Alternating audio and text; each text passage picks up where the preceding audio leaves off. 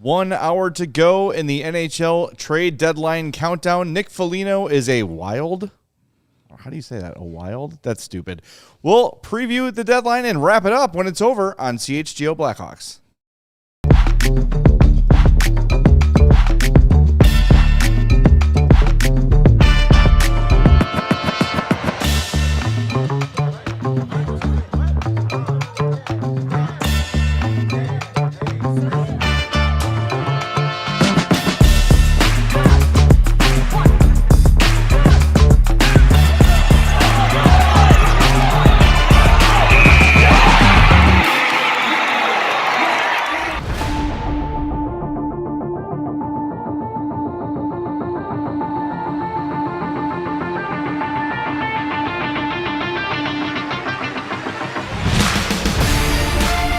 Welcome into the CHGO Blackhawks Trade Deadline Spectacular. I'm Jay Zawaski with Greg Boysen and Mario Tirabassi. We are in the Xfinity Loft, as always, and Chloe is here running the show as well. Thanks, everybody, for being with us. A somewhat busy day in the NHL. Nothing too crazy yet, but we're going to be on as the deadline passes and on for an hour after for reaction. We're also going to go to the UC tonight for the game. Kyle Davidson will speak, so we'll post that on our YouTube. Lots to come on what should be a very busy day in the NHL. But we should start right away. Nick Foligno has been traded to the Minnesota Wild for future considerations. Gets to go wrap up this season and potentially his career with his brother Marcus, which is cool to see. Yeah, I think this was something that we talked about yesterday after Nick talked in the locker room. It really kind of felt like a guy closing the book on his time in Chicago, and didn't know if it would be, last night or, if it would happen today. But I'll say getting to the rink, walked in and looked down the hall, and outside the locker room was Nick in his, base layer gear, but he was on the phone and he was, talking and laughing a bit. So I thought that was interesting. And then, about maybe almost an hour later, he was officially traded to the Wild. And, it's sad to see him go. I know we've got to know him as a group through him being on the show with us, and we talked to him after practice yesterday and just kind of said, hey, like, if something does happen, thanks for everything and getting to know him and everything like that. So it is sad to see him go, but it is a good move by Kyle Davidson and the Blackhawks to give him that opportunity to try and, if this is it, try and go one last Stanley Cup run, do it with your brother in Minnesota. Like, that's a very good team. So yeah, it's as Kyle Davidson said in his statement, it is bittersweet, but it is kind of that turning the page to the next chapter for the Hawks, and this is just part of it.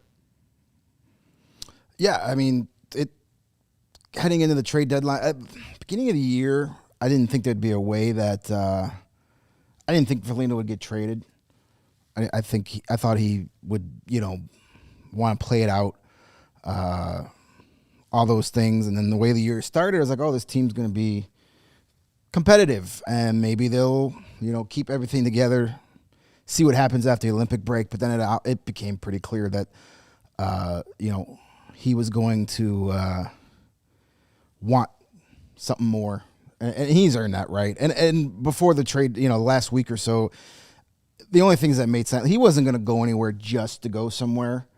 Like, he wasn't going to go to Carolina or, Anaheim. It's going to be something. So, like, yeah, the obvious choices to me were, the Boston Bruins. He's got a relationship there, but they're not really adding anybody right now. Doesn't seem like it. And then the Columbus Blue Jackets. Of course, he was there for a long time. They're captain too. And then Minnesota with his brother. And then once Columbus acquired Connor Garland last night, it became pretty, I felt, well, there goes that door. So if he's going to move, Minnesota makes the most sense. And, that's Kyle Davidson taking care of a guy that came here, took on a tough role for a guy that's his part of his career. A guy that's never won a Stanley Cup. But here, spend the last 3 years of your career being the captain of a team that's not going to win anything. Yeah. And lay the foundation for a team that will reap the benefits of it long after you're done playing. Like, that's not a role a lot of guys would cheerfully take on as he did. So kudos to him. And then, Davidson taking care of him, sending him to the Wild for essentially nothing, just so he can have that, run with his brother on a very good hockey team, one of the top 3 or 4 teams that have a shot to win the Stanley Cup. Yeah. If they were in any other division, they'd probably be my pick to make the Stanley Cup final, but good luck coming out of the Central. But those types of things go a long way. Yeah, I think so. I think, though, I said this a couple weeks ago, but I want to reiterate it now. I mean, now that Foligno is gone, now that Murphy is gone, I think the days of doing favors to guys at the trade deadline is over. Now it's time to start maximizing returns because there's no one else on this roster that you owe a favor to. I'm sorry. And if it comes up next year for Teuvo or Bertuzzi, no. Those guys still have a lot of good hockey in them, and they've not been here for a decade, right? They're paid accordingly. If you decide to move on from those guys because you got more kids coming up, you maximize the return. The favors are done. You did it for Maroon. You did it for Martinez. You did it for Murphy. To a lesser extent, you're doing it for Foligno for sure. All those guys, I'm cool with it.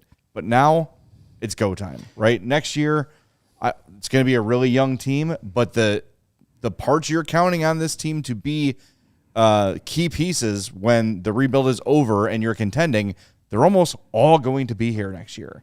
So it's time to start ramping into that next phase of the rebuild. All the courtesies now are gone.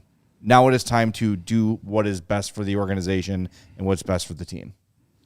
Yeah, I mean, you don't really have those guys that you'd say like, oh yeah, it's definitely a guy that you sell at the deadline. I mean, I think we all have hopes and optimism that this team's not in a position to sell off everything at the deadline next year. We've heard from Connor Bedard multiple times say that this trade deadline is motivation to not be in this position again.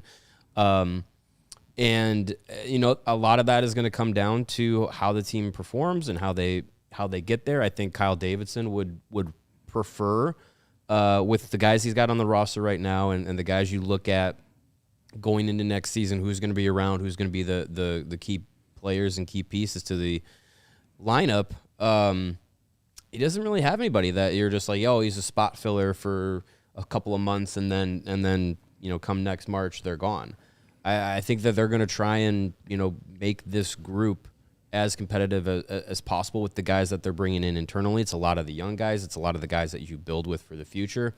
So, yeah, I don't expect them to be fire sale at the deadline next year. Teuvo's on an expiring deal at that point. I don't envision them moving Tyler Bertuzzi at all. Seems like Jeff Blashill's favorite player. No. So how he's played this year has been a big bounce back from what we saw with him last year. The consistency with Bertuzzi, the effort he's put in, the impact he's had on the young guys in the room. Like, there's a lot of glowing reviews from him from teammates. So I don't foresee them getting rid of Tyler Bertuzzi.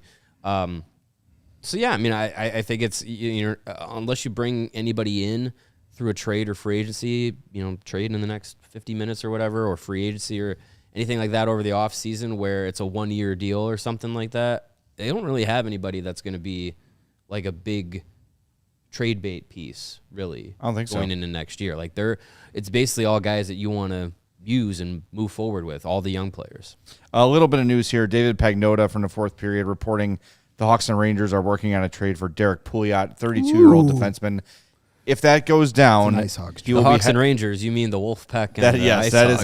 That is an AHL trade because the Hawks are going to have basically everybody but Kevin Korchinski at the NHL level, so they need help defensively instead of a bunch of ECHL guys coming up for the Ice Hawks here. So that's a minor league move. Nothing to worry about there. He's not going to take ice time away from any young players or anyone that's already on the team.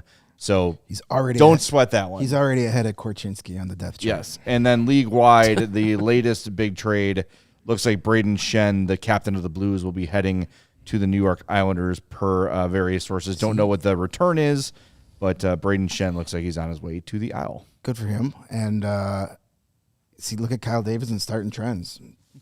All of a sudden, everybody's trading their captain away. Yeah. Yeah, exactly. Exactly. Why don't we hear from Jeff Blashill? He spoke to the media literally moments after the Nick Foligno news broke.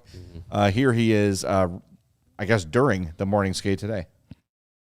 Kind of along the lines of what I was asking you yesterday. I mean, just how tough are these next couple hours, and for you, for players who are waiting to find out what's happening? Yeah, I mean, we just kind of go about our business. I think both us and players. I mean, it certainly would be hard on a player who's not sure. I get that for sure.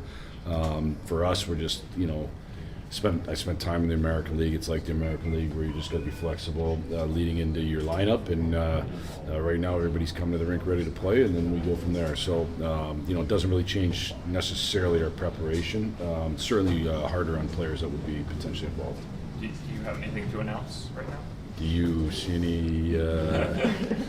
It's out there. Yeah. So Nick Foligno's going to Minnesota, Okay. so that's a big one, obviously. One, I'm happy for him. As I said yesterday, I wish we were 10 points in and none of this happens, but we're not. And for an opportunity to go and play with your brother, be part of something with your brother, I got a brother, and it'd be an unbelievable thing. And so I know, that means a ton to him and his family. I know how important that is.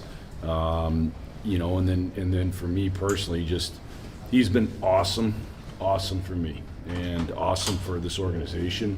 But for me personally, coming in here this year, having a chance to try to create culture and, with the helps of Murph and Dickie, Bert, all our vets, we've just had great Papa Bears that have helped these young guys along, and Nick certainly led us in that. And he's been a great sounding board for me, been around the league a long time. So when I had things that I wanted to kind of discuss and get a feel for from a player's perspective, I could always lean on him. And he's an outstanding human being, one of the best I've been around. And so I'll miss him personally, and we'll miss him as a group. Would you say you're expecting probably an emotional night from the guys tonight? Yeah, I mean, emotions, these are all different emotions. And I also think, again, I talked yesterday about compartmentalizing.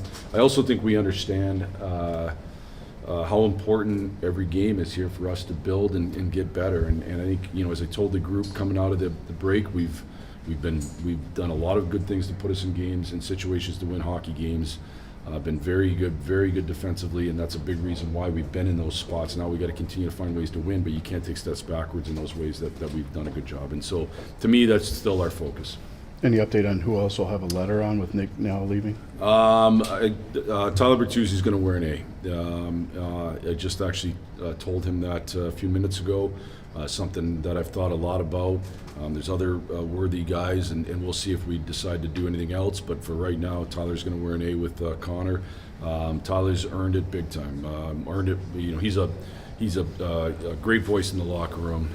Fun to be around, but most importantly, the way that he's played and his approach. He's been a great model for winning hockey night in and night out here. And he's cares defensively. He sacrifices his body.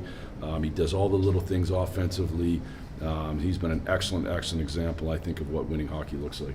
Next captain wait for the offseason? Yeah, we won't do anything with that. That'll be, as you know, those are organizational decisions that are big deals, and certainly won't do anything with that the rest of the year. Is Bertuzzi also the de facto Papa Bear now that? Is he the what? Is he the de facto Papa Bear now? Yeah, he's. I think honestly, I think he's been one of them. As have some other guys. So but he's definitely somebody that's going to continue in that role. We talked about Mangiapane and Tirabassi yesterday. Do you know if either of them will be available tonight? Both will be available. Both will play tonight. Yeah, both will play tonight. And Kaiser will play Okay. tonight. Yeah. All right, that is Jeff Blashill earlier today. I guess the big bit of news out of that, aside from Nick Foligno being traded, is that Tyler Bertuzzi wears the A. And, find someone that loves you as much as Jeff Blashill loves Tyler Bertuzzi, and vice versa. Yeah, that's a two-way relationship Yes, for sure. yes, yes. So I know people are questioning, only 2 A's. I don't think you're required to have 3 captains. I'm not sure, to be honest with you, but if they go with 3, I think the logical choice is that Vlasic gets the third one. He won one earlier this year, and too. he's definitely future leadership core material. So, I guess that's really all we have to look forward to going forward with the way things are. But, it was kind of weird today, like talking to Blashill and going in the room afterwards. It's like, oh, yeah, there's still a game tonight. Like, Yeah, all I this know. talk. Yeah. I hate that. Yeah, well, it is dumb. Yeah, I mean, and Nick Foligno talked about it yesterday about like you have this day. The Canucks are another team. They're having a morning skate, and there's guys on that roster that might not, might be jumping on a plane here in an hour. So Evander Kane is not playing tonight. He's been sick because he was out the last game too. Oh, so okay. that there's nobody on the planet that's taken that contract. I saw Elias Pettersson on the exercise bike right when we left, so he's still a Canuck as of I'm Did you get any hoping- shots on goal from the bike? I'm hoping that somebody sneaks him in and gives him a tour of the home locker room. Like, hey, you wanna come here? Sure, in the for summer? half price? Absolutely. Right. I'm not giving that guy $11 million for the next It's not your money. 100 years. Yeah, but you got to hit the cap floor, Jay. How else are you going to hit the cap floor? Yeah. Soderblom got traded. Elmer goes from Oh, Detroit to jeez. Pittsburgh for a third-round pick. Scared me. So Elmer Soderblom, the Elmer. giant forward from the Red Wings, going to the Penguins. There you go. I hear he's a glue guy. Oh, glue. I think you said blue. I was like, No. Oh, glue. Oh, yes. yeah. He's a glue guy. Elmer's glue. Nice. Get it? Yes, nice. Yeah, Very Delicious. nice. Delicious. That some- went over like a lead balloon. Thanks, guys. I like your other one over like a fart in church is my yeah. favorite one you do. I started adopting that myself. Thank you very much. Some other transaction news. Ethan Del Mastro looks like he has been sent to the Ice Hogs. Kevin Korchinski was sent to the Ice Hogs yesterday. And it looks like Aiden Thompson has been recalled by the Blackhawks, which is That's weird. Weird. I'm pretty sure the Del Mastro is a paper transaction because you have to be on the AHL roster at the deadline if you want to be eligible for the playoffs. Don't you have to play a game? But yeah, I believe that rule is where you have to play at least one game. Ice Hogs do play tonight. Maybe. but then what? So what? Then would Thompson not be eligible? Right. That doesn't make a lot of sense. Yeah, I'm not sure. Okay. And if he's coming up, that tells me a This- forward can't go tonight. This is just going by the AHL transaction yeah, which page. could be wrong. All right. So Which- this is from Puckpedia on March 5th. When this Yesterday. Yesterday says the new CBA includes a restriction on paper transactions. Players sent down must play a game in the AHL prior to being recalled. However, there's an exception on deadline day. Teams can send down and then recall players all on deadline day to make them eligible for the AHL playoffs. Okay, there you go. So that's- so only on deadline day will we see Paper paper tra- yeah. transactions. Paper quote transactions. unquote. So then you'd imagine what are the D pairs today then? Well, Del Mastro was a 'Cause he can scratch, still- but he'll Del Mastro would have been scratched. but Yeah. he'll still stay up here as the extra defenseman. Vlasic, Kaiser, or Vlasic, Crevier, Kaiser, Levshinov, Grizzlick, Rizlik, Rinzel. Okay. Levchinov Or- and Renzel were flipped yesterday. yeah. Yeah. Yeah. Okay. But those are your 6 Yeah. defensemen tonight. Yeah. The Derek Thompson one is a little strange. I mean, I Derek don't think the Pouliot Ice has Hogs- been added to the Ice Hogs I don't on the transaction page. know what the Thompson thing is. If he's getting called up to play, good for him. I know that they have like the paper transaction for playoff eligibility. I mean, Yeah. the Ice Hogs making the playoffs would be It's a stretch at this point. a big time long shot. Yeah. At this point, because Um, they can't beat anybody right now because most of their roster are in Chicago. Yeah, all the players that they've been banking on are here. Yeah, well, I mean, so Mangiapane is playing tonight. Right. Yeah. We talked to him. Maybe Tavo is not feeling good. 'cause It's not. He said Table's playing yeah, too. Should be Blashill good to said go. Table should be good to go. I mean, you had 12 forwards and then you added Mangiapane, so you where's had 13. where's Ilya Mikheyev going then? Yeah. Maybe it's Mikheyev. maybe in case Could be. McKayev's going, they've got a body that can play. Could be. Yep. It's good. I mean, good for Thompson. He's played really well the last couple weeks in Rockford. Him and Gavin Hayes have taken full advantage of getting extra playing time with so many guys coming up to Chicago. So I think Gavin Hayes has played himself into a second contract with the organization. Yeah, why not?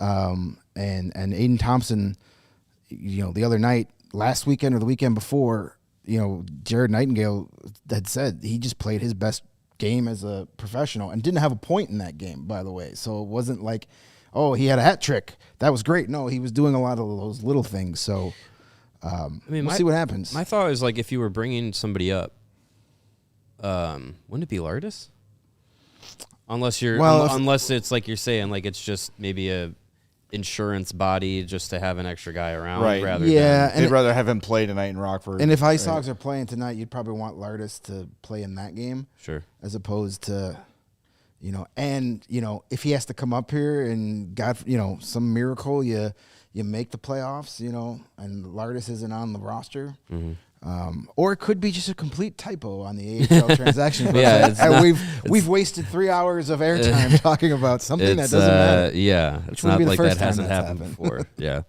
Well, just interesting to kind of see. It's always an interesting day with all the movement that is happening today. 38 minutes until the actual deadline passes. Should we shout out our sponsors that are making today's show possible?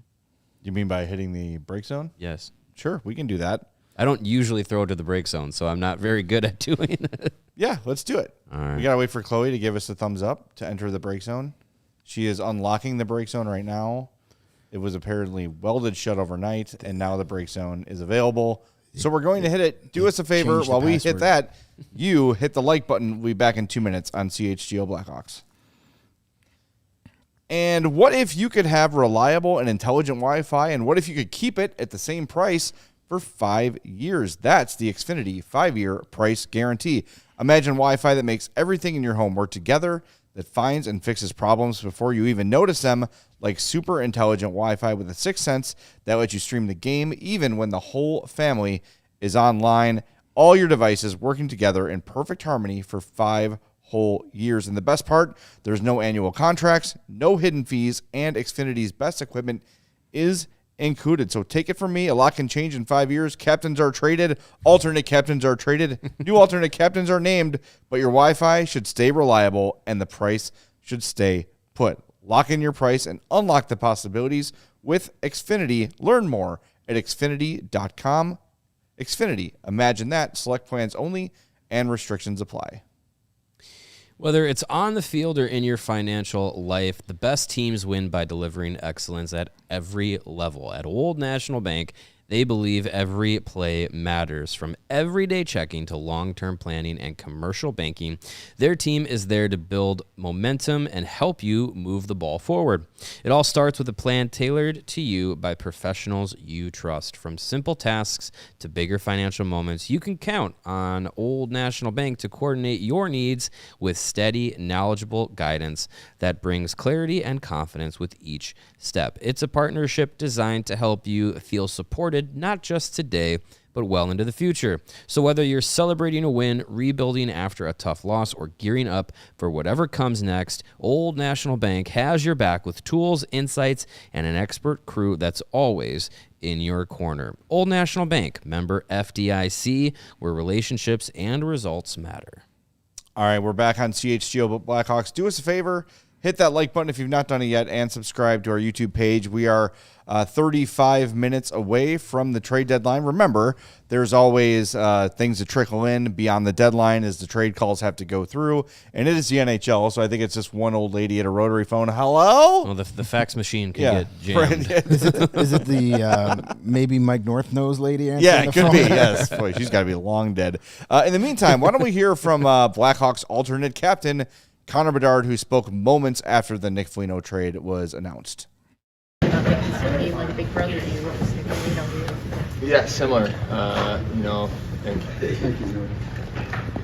he came and embraced such a role with us, and especially with this year with that young man. I think the last 2 years we've had more older guys, but this year he's 15, 20 years older than all of us. So just someone that meant a lot to the group, and obviously I grew super close with, and so it's I mean, like I said yesterday, it's tough and it's sad when you lose guys, and it motivates you to kind of not be in this spot when you're dealing with that. But yeah, in the span of a week, you lose 4 guys that are super important to the room, and I know myself and everyone has close relationships with all of them, so it's hard. Yeah, it's hard, but it's part of what we do. What do you take from him on that leadership front, especially as you're kind of moving up in the ranks here on that front? Yeah, I think obviously how he carries himself, but you know, he's someone that's more happy for everyone else than he is for himself, and I think, you know, that's infectious, and I think, you know, our whole room's like that, and he's a big part of that, and that's kind of how you build a team. And you know, I said yesterday, kind of it's like a family, and everyone wants each other to do so well, and we all are fighting for each other every day. So he's someone that exemplifies that. And, but at the end of the day, he's just a good person and fun guy to be around, fun guy to go to dinner with, go to his house, play mini six with his kids, you know, stuff like that. So it's gonna be weird for sure. You're gonna see him in about a week. I know I better keep his head up there for the boys, but no, that's gonna be weird for sure. But we're excited for him too. Like, he talks about playing with his brother, and obviously that's a good team in Minnesota. But like, I don't have a brother, but I know the guys that do. That you grow up, you know, like I said, playing mini six, and then hopefully on the same team, minor hockey, and for him, obviously, at the stage of his career, to get to do that, it's pretty special for him. So that's going to be really cool, but I think he's going to look a little ugly in those jerseys, and it'll be weird playing against him. Also said Tyler Bertuzzi's going to be like captain of the year, seems to be the leader this season.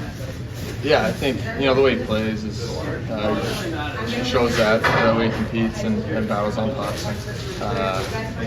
You know, he's one of the best I've ever seen in it, and he's someone that kind of never gives up on a play. So, you know, you just watch him and you want to do similar things. So I think that's a big part of what he does. And you know, obviously he's been so good for us, one of the best players. So you know, it's well aimed for sure. You said the wearing a letter doesn't change anything about you as a person, but especially with Nick gone, like, are you going to try to, you know, be a little bit more of a leader while still being genuine to yourself the rest of the way? I think my genuine self is a leader, so I'm not really, like I said, going to change. It would be weird if I just started giving speeches and stuff, you know. It's not who I am, especially at this stage of my life. You know, maybe, obviously, you get more vocal as you go on, but I'm not like a mute or anything, you know, I'll talk, but I think he obviously was the biggest role of that, and is probably the loudest voice in our room, so it's just an opportunity for everyone to grow in that sense, and you know, I think it's just a collective of the 20 plus guys that we have that are going to fill the voids that we've lost, so it's not an exciting opportunity because you're losing a lot of great people, but it's an opportunity for everyone to grow in every sense on the ice, off the ice. So that's something we're going to do. All right, that is Connor Bedard. We do have a trade to announce per Scott Powers and others. The Derek Pouliot trade is for Aiden Thompson. So that's the deal. That's he did why waste 3 minutes of our time yes, about nothing. Aiden Thompson was recalled on a paper transaction so he could be traded to the Rangers for Derek Pouliot. Pouliot will go to Rockford and play in Rockford because they need help on the blue line for sure. Mm-hmm.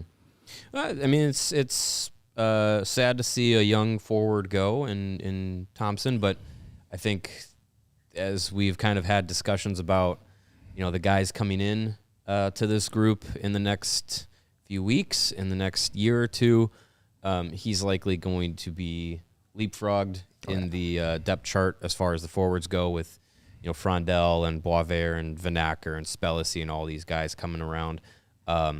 So hopefully he gets a good opportunity with the Rangers organization. And, yeah, you bring in Pouliot, it's a veteran, someone that's going to at least give you a lot of experience and someone who's played in the NHL before for the Ice Hogs to lean on to end the season. Yeah, it's, you know, Aiden Thompson, you know, a nice little energy player. And now he gets to go to the Rangers, who are, you know, kind of figuring things out. And there might be a easier path Maybe. to the NHL there. I mean, I would think if they were smart, they'd have a new general manager in there shortly after this season ends. But as somebody who, can't stand the Rangers, I hope Chris Jury's GM for life. But Yeah. I mean, they're moving out some veterans. They're shuffling the chairs on the deck there, and They might move Trocheck. They might not. yeah, and so there's probably a better shot at him getting a look at the NHL for the Rangers than with the Blackhawks, because there's just too many guys that are going to jump ahead of him on the organizational depth chart the second they turn pro. And they had enough look at him this season to kind of, they prioritized, okay, we need a defenseman, veteran defenseman is more valuable to us right now than a long shot NHLer. Yeah, and that's, I think one thing, I think it can be frustrating for people. Like, well, he's still young and he hasn't gotten a chance yet. This team is one of the things we're kind of learning about Kyle Davidson is that if he thinks a guy's kind of not going to pan out, he's not going to hold on to him just to be right. Aiden Thompson's also 24. Right, He's an right. older Like if he's not prospect, had a chance now, he's not going to get one down the road. Not And that I think 24 is old, but like No, sure. when you're talking about guys that are coming approaching in at 30. at 20, 21. Yes, hockey. I'm pretty sure Jay told me because I was 24, I was basically 30. Well, which no, meant I was old, 24 is so- not old in the grand scheme of things, but 24 is old when you're a hockey player or a hockey show producer. Right. Exactly. Anyway, just sort of spinning that point, like you're starting to wonder, like, what's Kevin Korchinski's future?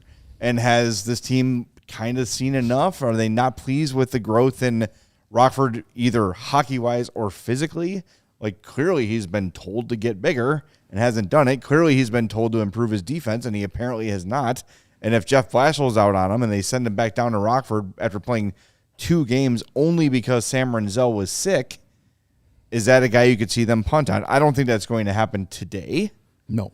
But this summer, before they got to re-sign him, maybe. I don't know. I think that's something that we got to keep an eye on from Davidson. But, these little things where it's like it's a young guy and we're moving on from him, I kind of like that it's not, we got to keep every little young piece we can just because they're young and just because they play in Rockford.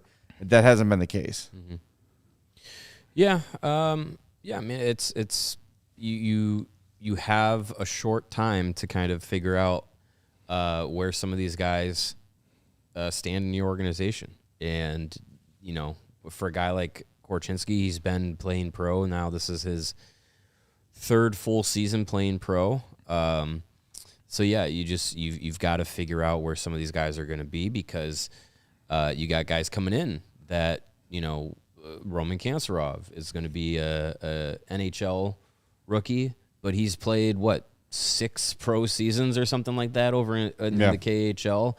Frondell's played a few pro seasons, and he'll come over as an NHL rookie. Like, it's you're going to find out quickly like where some of these guys that are going to come in and be quote unquote rookies are going to be at pretty fast. So I mean, I'm still not out on Korchinski. I wouldn't be. I hope the organization isn't, because as we point to a lot, Duncan Keith was 22 his rookie year in the NHL before he became a Blackhawk, and he took extra years to fully develop and time in the AHL and everything like that. So at Korchinski at 21, soon to be 22, if he's not already 22, like I wouldn't be out on him, but who knows?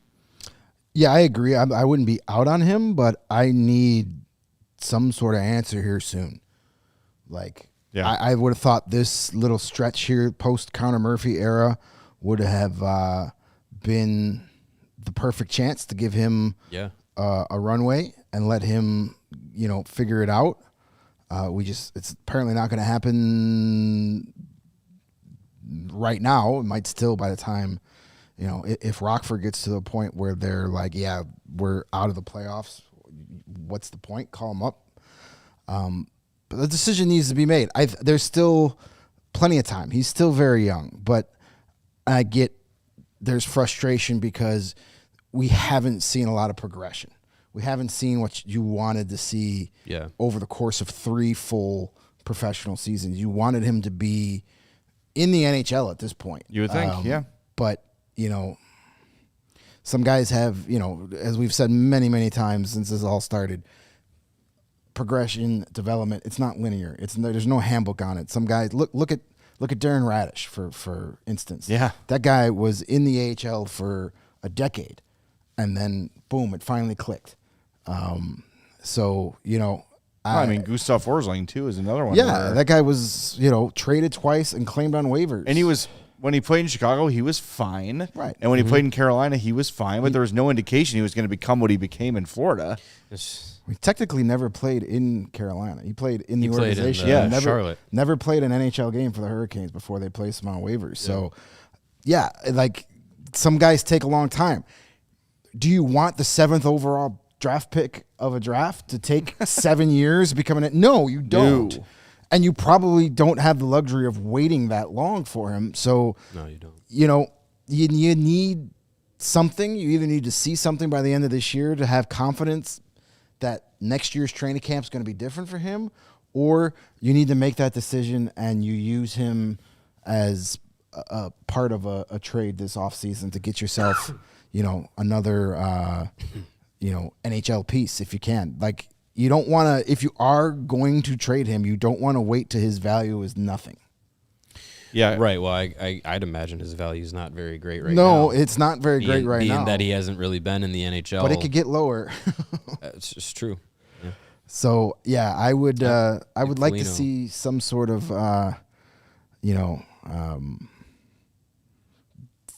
not decision, but just at least a better idea of what the future lies for him. Yeah.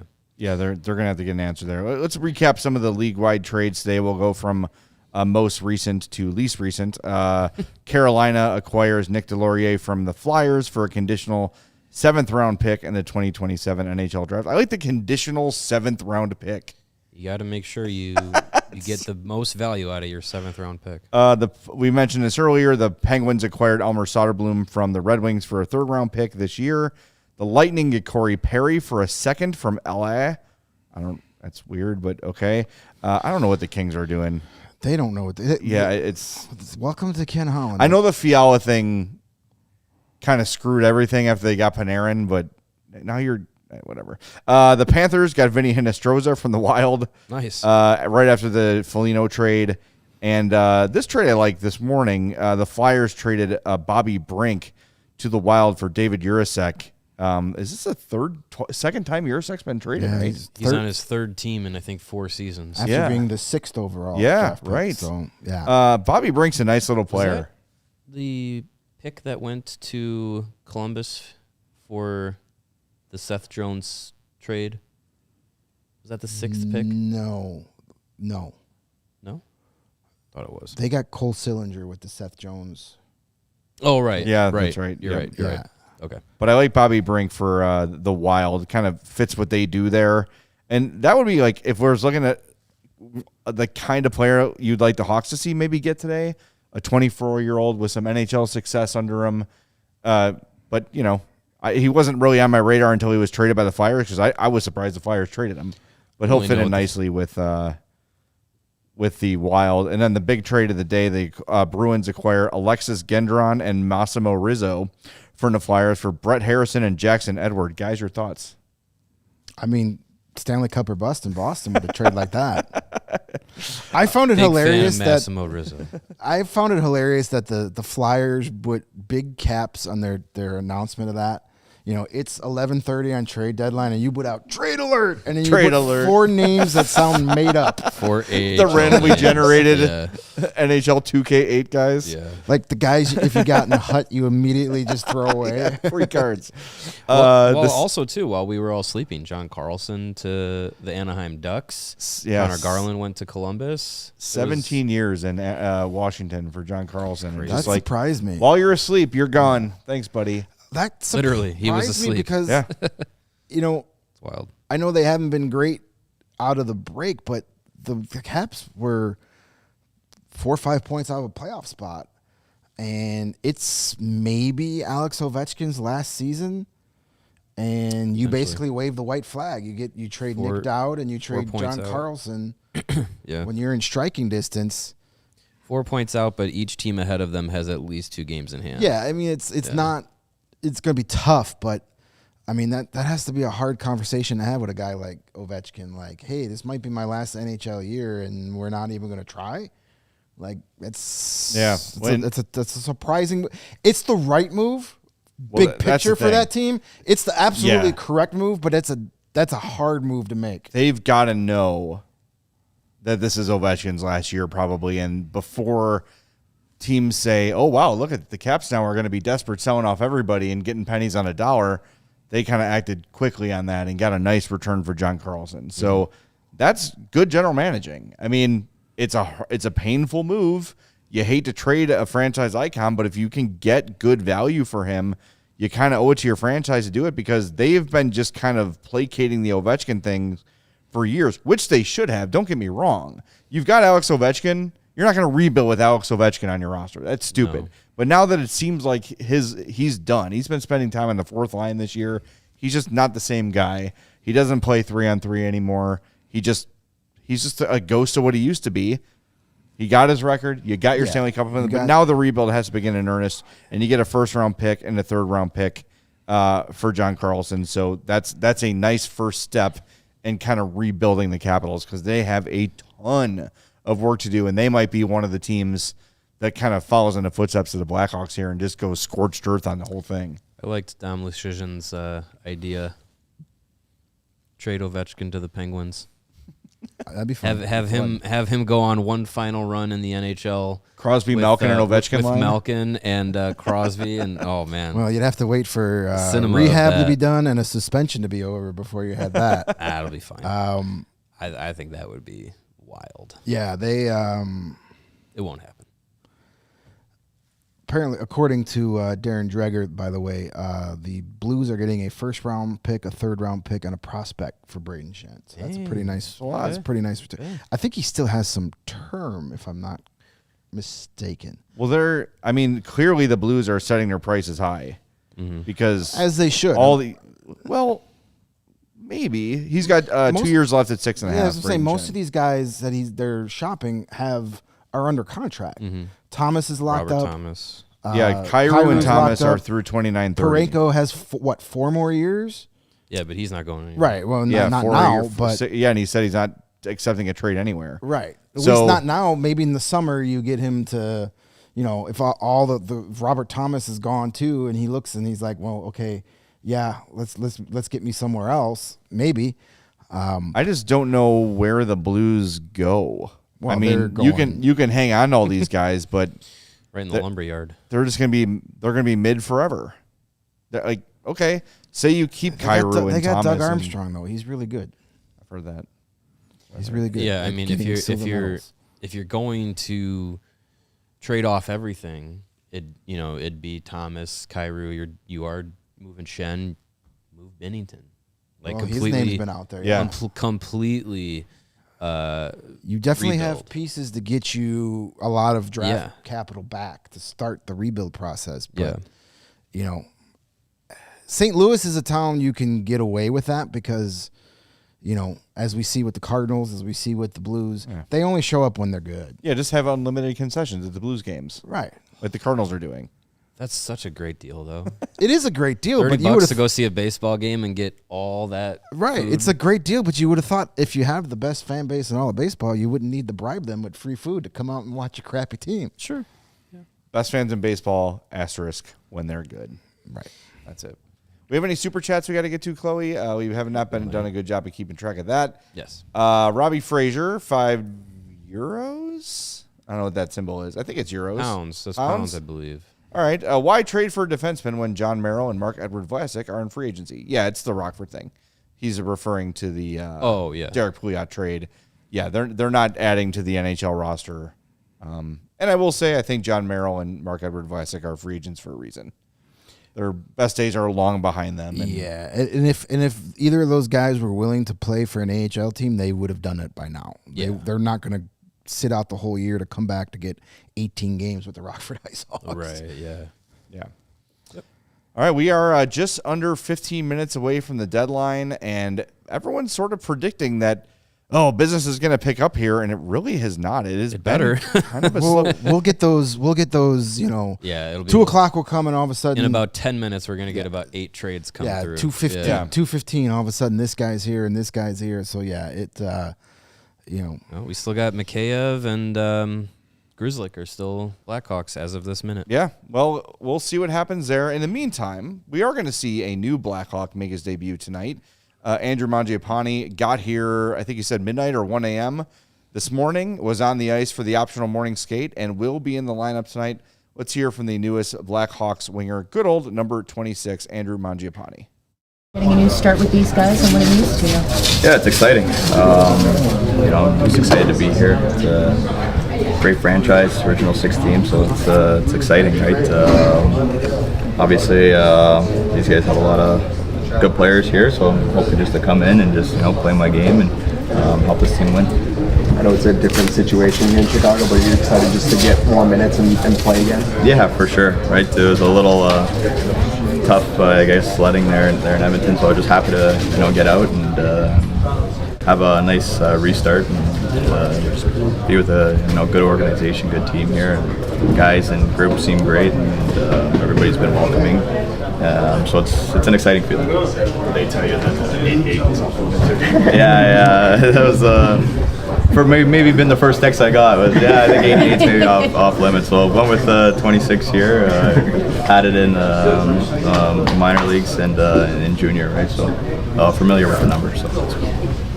As you to be on this side with Colton Dach instead of facing him at this point? Yeah, obviously. Yeah, he's a good player, and he's special, right? So we played together at Worlds a couple years back, so that was my kind of first time meeting him and kind of playing with him and seeing what he can do. So he's a real special player, and happy to be a part of the team.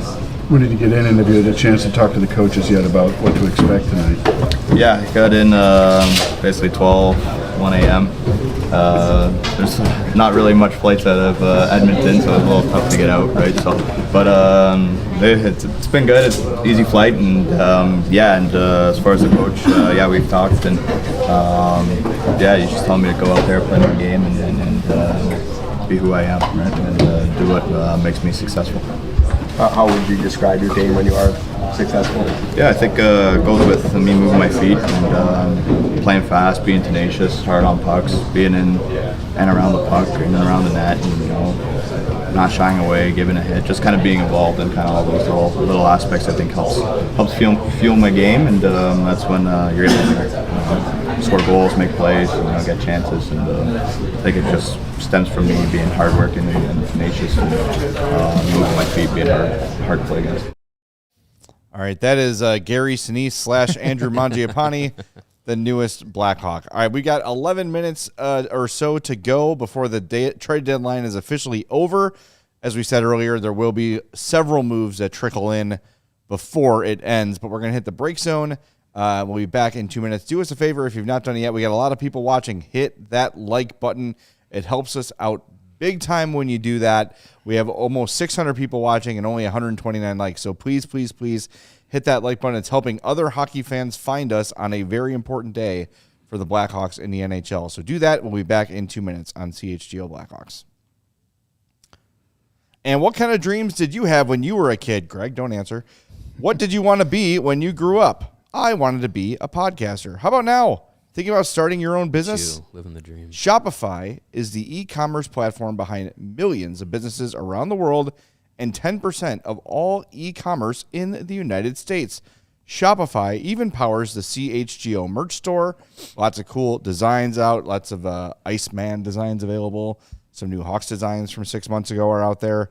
All kinds of stuff. Grab it at our store. Shopify has you covered with website creation, product descriptions, email and social media marketing, and more.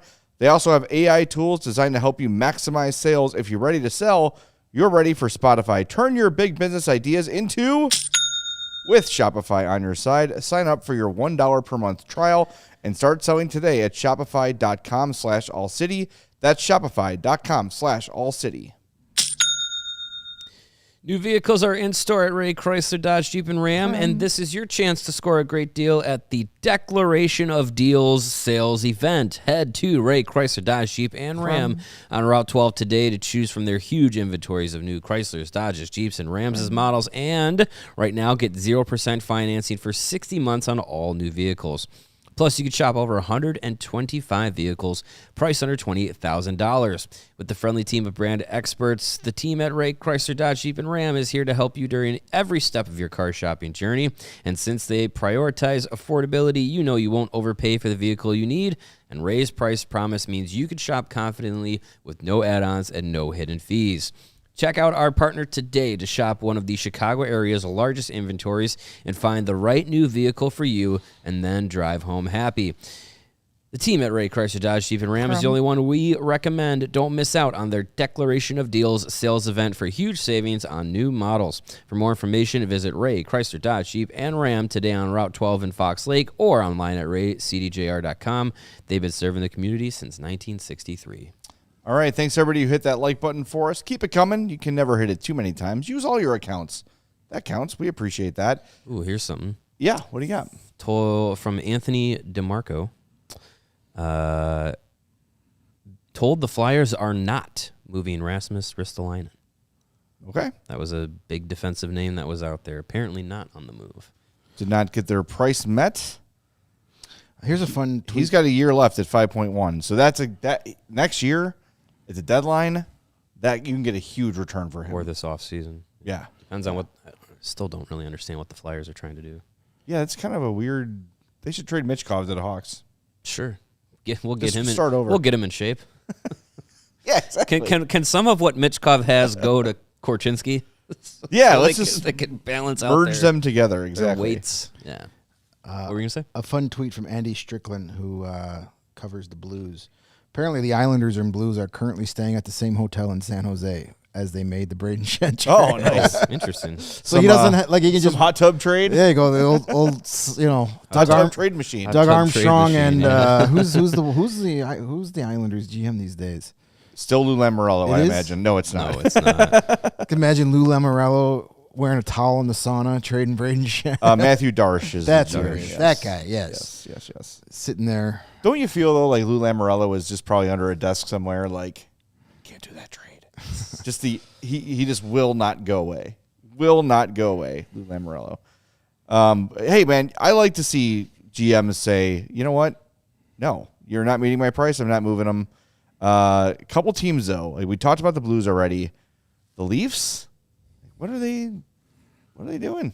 Their wheels are stuck in the I saw mud. McMahon. They were talking about trading Was McMahon. that finalized? Looks like it's going to Colorado. But did that ever? I haven't seen get official, confirmed. but I haven't seen officially. Yeah, but I mean, they don't have a first round pick this year. They're not going to make the playoffs. They don't have a good prospect pool, and I don't know. Do you believe in this group of Matthews and Nylander and Berube and Nyes and all that to get you where you want to go? Because I don't think it's working. And they were saying, over the last couple of days, people have been saying that Nyes is available. I don't believe that. I can't believe that. I would. Because if you're the Leafs and you're really selling, that's a guy you could theoretically build around. Yeah. Right. I don't know. If he's available and I'm Kyle Davidson, I am making a call. I was told Mitch Marner was the problem. I said, well, it's always somebody new.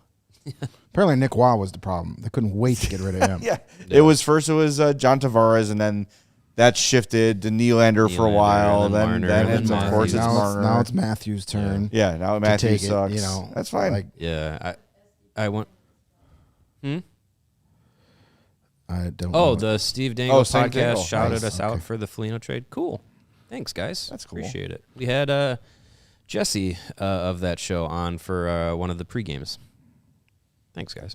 I would look if Matthew Nyes is really available. I would assume a call's been made because you remember Kyle tried to get him. He did when he tried to. That trade was done, except Brendan Shanahan wisely said we will not be doing that. Pudwack, he should have approved it. He should have, but it was what smart move that for would the have been Leafs. that was for Marc-Andre Nyes Fleury. for Fleury. Yeah, and I think and a pick or something. Like I think we still would have gotten Mrazek back probably in that. Yeah, I would think deal. so. Yeah, but yeah, that would have been fun. But Yeah, I don't know what the Leafs are going to do. Don't care. No, I don't. But Continue not winning. McMahon, they're- Ekman Larson, and Scott Lawton are the ones that they're thinking would be theoretically the ones you would move on expiring deals, and McMahon's the only one that you're thinking is going to be moved because it's been rumored but not finalized yet. Yeah, they're kind of stuck. You gave Nylander the contract. Austin Matthews smartly only signed that 4-year deal. Mm-hmm. That's looking like a really good move now. Yeah. For his sake. Does he hit free agency the same summer as McDavid? Matthews? 28-29, is that the same year? No, McDavid is 2028 summer. Yeah, because he's got 2 years after this. Yeah. So, No, it's the same summer. Is it? 28-29. That summer, McDavid and Matthews could reach unrestricted free agency. Wow. Won't happen. $20 million. Won't happen. Just like we thought, last year was going to be Draisaitl and Kaprizov Oh, yeah. and All these Marner, guys. all those guys. Oh, we can't wait to the summer of 2026. And that's turning out to be a whole lot of nothing. If you think today is boring, wait till July 1st. July 1st.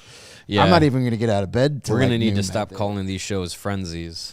Yeah, because no. the frenzy is dead. Yeah, it's so yeah, the Leafs got you're starting to see kind of a shift. The Leafs, who knows what they're doing. The Rangers are kind of stuck in their midness. What the hell are the Kings doing? You go out and you get Panarin and you re-sign him, and now when you fire your coach. Yeah, I mean, like, and then you trade Fogle.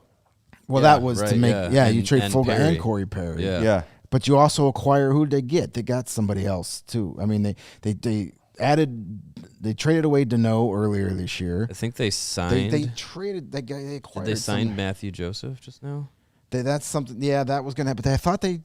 I don't see anything here. No. No. I was thinking.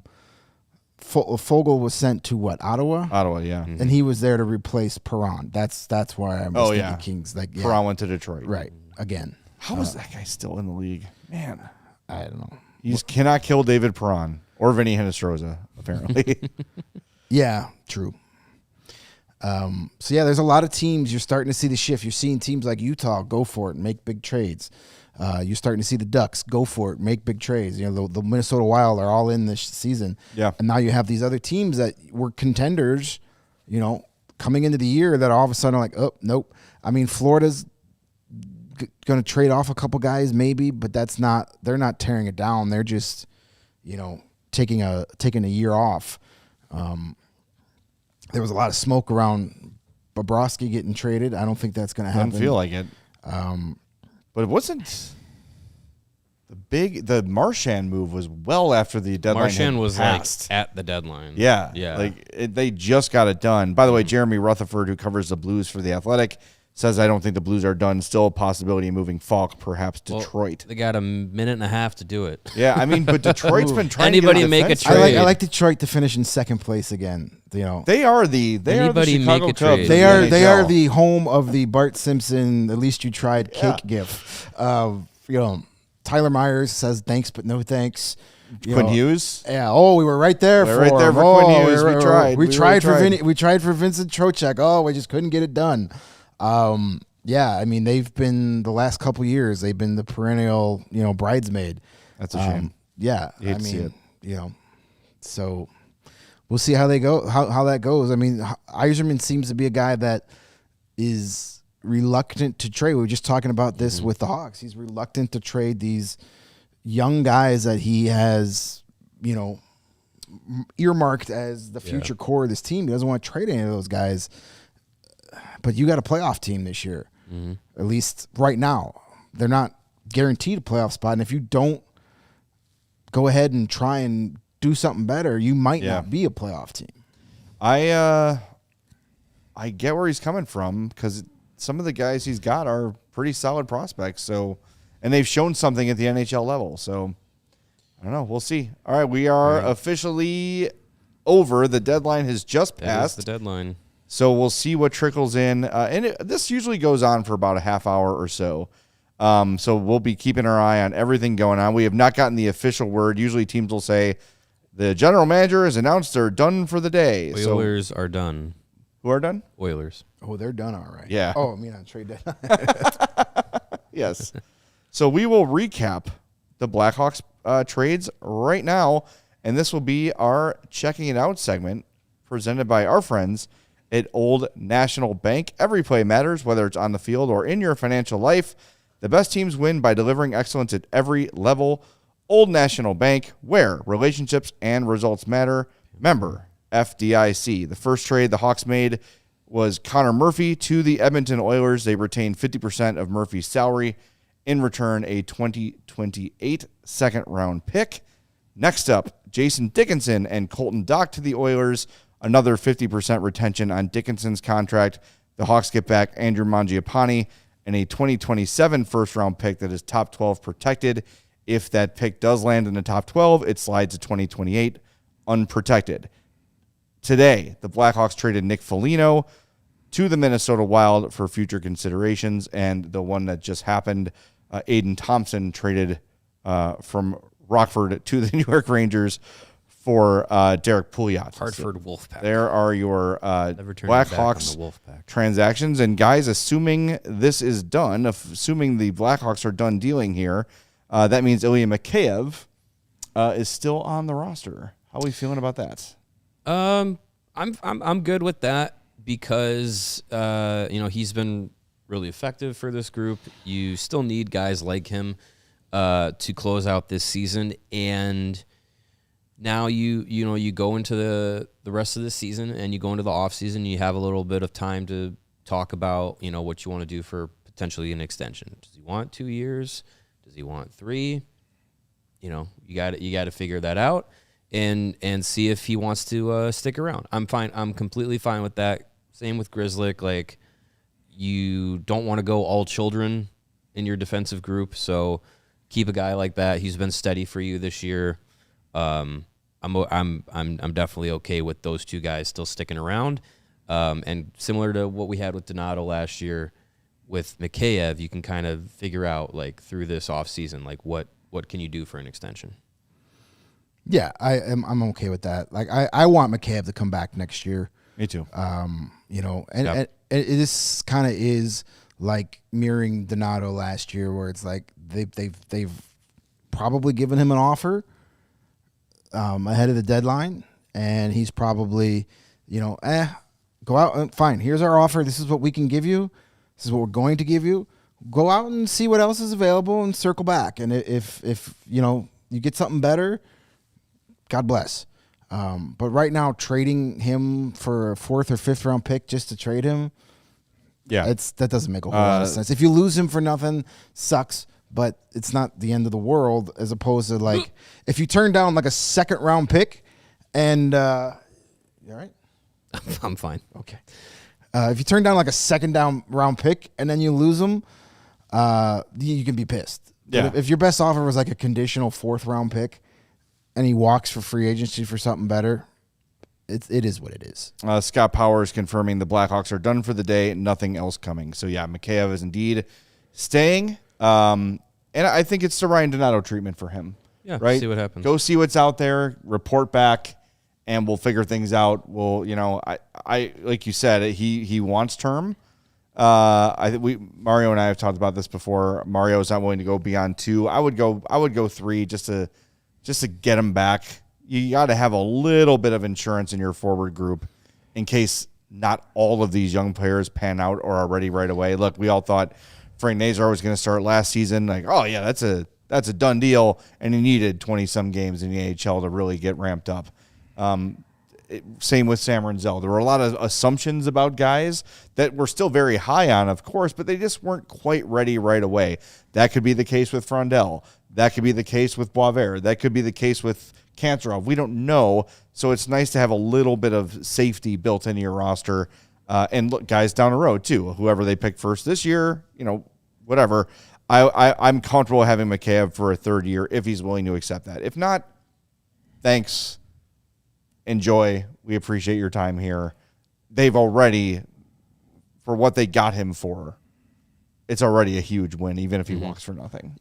Yeah, I think it's 2 years is good. 3, maybe pushing. I think an underrated factor about bringing him back in is having a Russian-speaking player in the room, not only for Artie Levshinov, but Roman Kentsirov is going to be here next year. That's kind of a, those are two guys you're looking forward to be big parts of this team. So kind of have, a mentor for those guys in the room too. Definitely doesn't hurt. And I think I know what you were getting giddy about there a second ago. A couple of trades have gone through. Not what we were talking about earlier. We were talking about Bobby McMahon, and maybe it was Colorado. It's actually Seattle. Seattle gets Bobby McMahon for a second in 2027 and a fourth round pick this year in 2026. And we were talking about Detroit. Need to figure something out. Justin Falk is going from St. Louis to Detroit for a first and a third. Oof. So that's a steep price. I like Justin Falk. He's a good player. He's still got term. Yeah, that's true. That's true. That's. I think that's not giving up one of your NHL ready prospects for him. I think is a good move. By the way, speaking of the Kraken, a playoff team whose leading scorer is Jordan Eberle with 42 points. Who just signed a 2-year extension today. Today. Like that. It's only because Jared McCann's been hurt. Yeah, but still. I mean, that's impressive that they're in that position. Well, they were that way 2 years ago when they made the playoffs. They were just, a team. They weren't, a top heavy team. They were just, we've got 4 lines. Maybe one of them will score on you. When you got 2 goaltenders playing really well too. That helps. Philip Grubauer is finally living up to the paycheck that he's been getting, and that helps a lot. And Joey Jakor has been real good, and that's a surprising team. That was a team that I think a lot of people thought was like a team that the Blackhawks had a chance of jumping over in the standings, because they were another team where it was kind of like, we're going to maybe start this over again. Yeah. It hasn't been working out that great. They moved some guys in the offseason, and here they are. 3 points clear of the Sharks for the second wild card spot, but the Sharks have 2 games in hand on Seattle. Well, now you got the great Bobby McCann. So, I mean, Stanley Cup, baby. It's coming to Seattle. Yeah, it's McMahon. That's an interesting team, man. They're really hard to get a feel for, the Kraken. They've got a lot of good players. They don't have any great players. Ryan Strome from Anaheim to Calgary. Got to clear cap space for John Carlson. I don't think now. Is that the case? Well, I don't know. That's an interesting one. Punishment. Emily Kaplan says, yes, there is a backup in the queue. Deals still coming through. Yeah, Justin Holl is going to St. Louis as part of part of that trade. Justin Falk deal. So Justin for Justin. Justin Holl, Ice Hog legend, Justin Holl. Yeah, former Blackhawk dresser. Is he related to Borthole? It's his father. Really? Wow. Third cousin. Twice removed. Oh, Lord. All right, so the Hawks are done. Now that we know everything, now that the smoke is cleared and all that, Hawks-wise, overall grade for Kyle Davidson this trade deadline. I mean, I hate to make it sound like it's more than it is, but to me, I give him an A because he did exactly what he wanted to do, which was create roster opportunities for young players to come through, take the next chapter of the Blackhawks and move it forward. And you did it by doing deals that benefited the players that were leaving, and you got really good value from them coming back. Foligno was doing you the biggest solid possible. Future considerations to go chase a cup with your brother in Minnesota. That works for everybody. If you had said, if you combine the Oilers deals, you move Dach, Dickinson, and Murphy for a roster player, a first, and a second. I see no problems with that. Yeah, that's and if Andrew Mangiapane gives you anything, that makes the deal even better. Because even if you just said you moved Dach, Dickinson, and Murphy for a first and a second, I'd be like, yeah, that's actually okay. I'm okay with that because, it's not a you're not in a spot where you need to necessarily like rotate through roster players. Like all these guys that you're gonna be banking on are internal. They're here. They're graduating from developing as prospects in juniors and college and stuff to becoming pros. Like that's the next step of the rebuild. I saw some people today saying like, man, after this trade deadline, it feels like we're just restarting everything. What do you mean? This is what we've been waiting for. What do you mean? We've been waiting for all these kids to get here. Now Yes. they're here. This is the next step of the rebuild. That's the development process. This is what we've all been suffering for. Yeah. So I hate to sound like over excited for it, but I think you look at the checklist of what he wanted to accomplish, and I think he did it.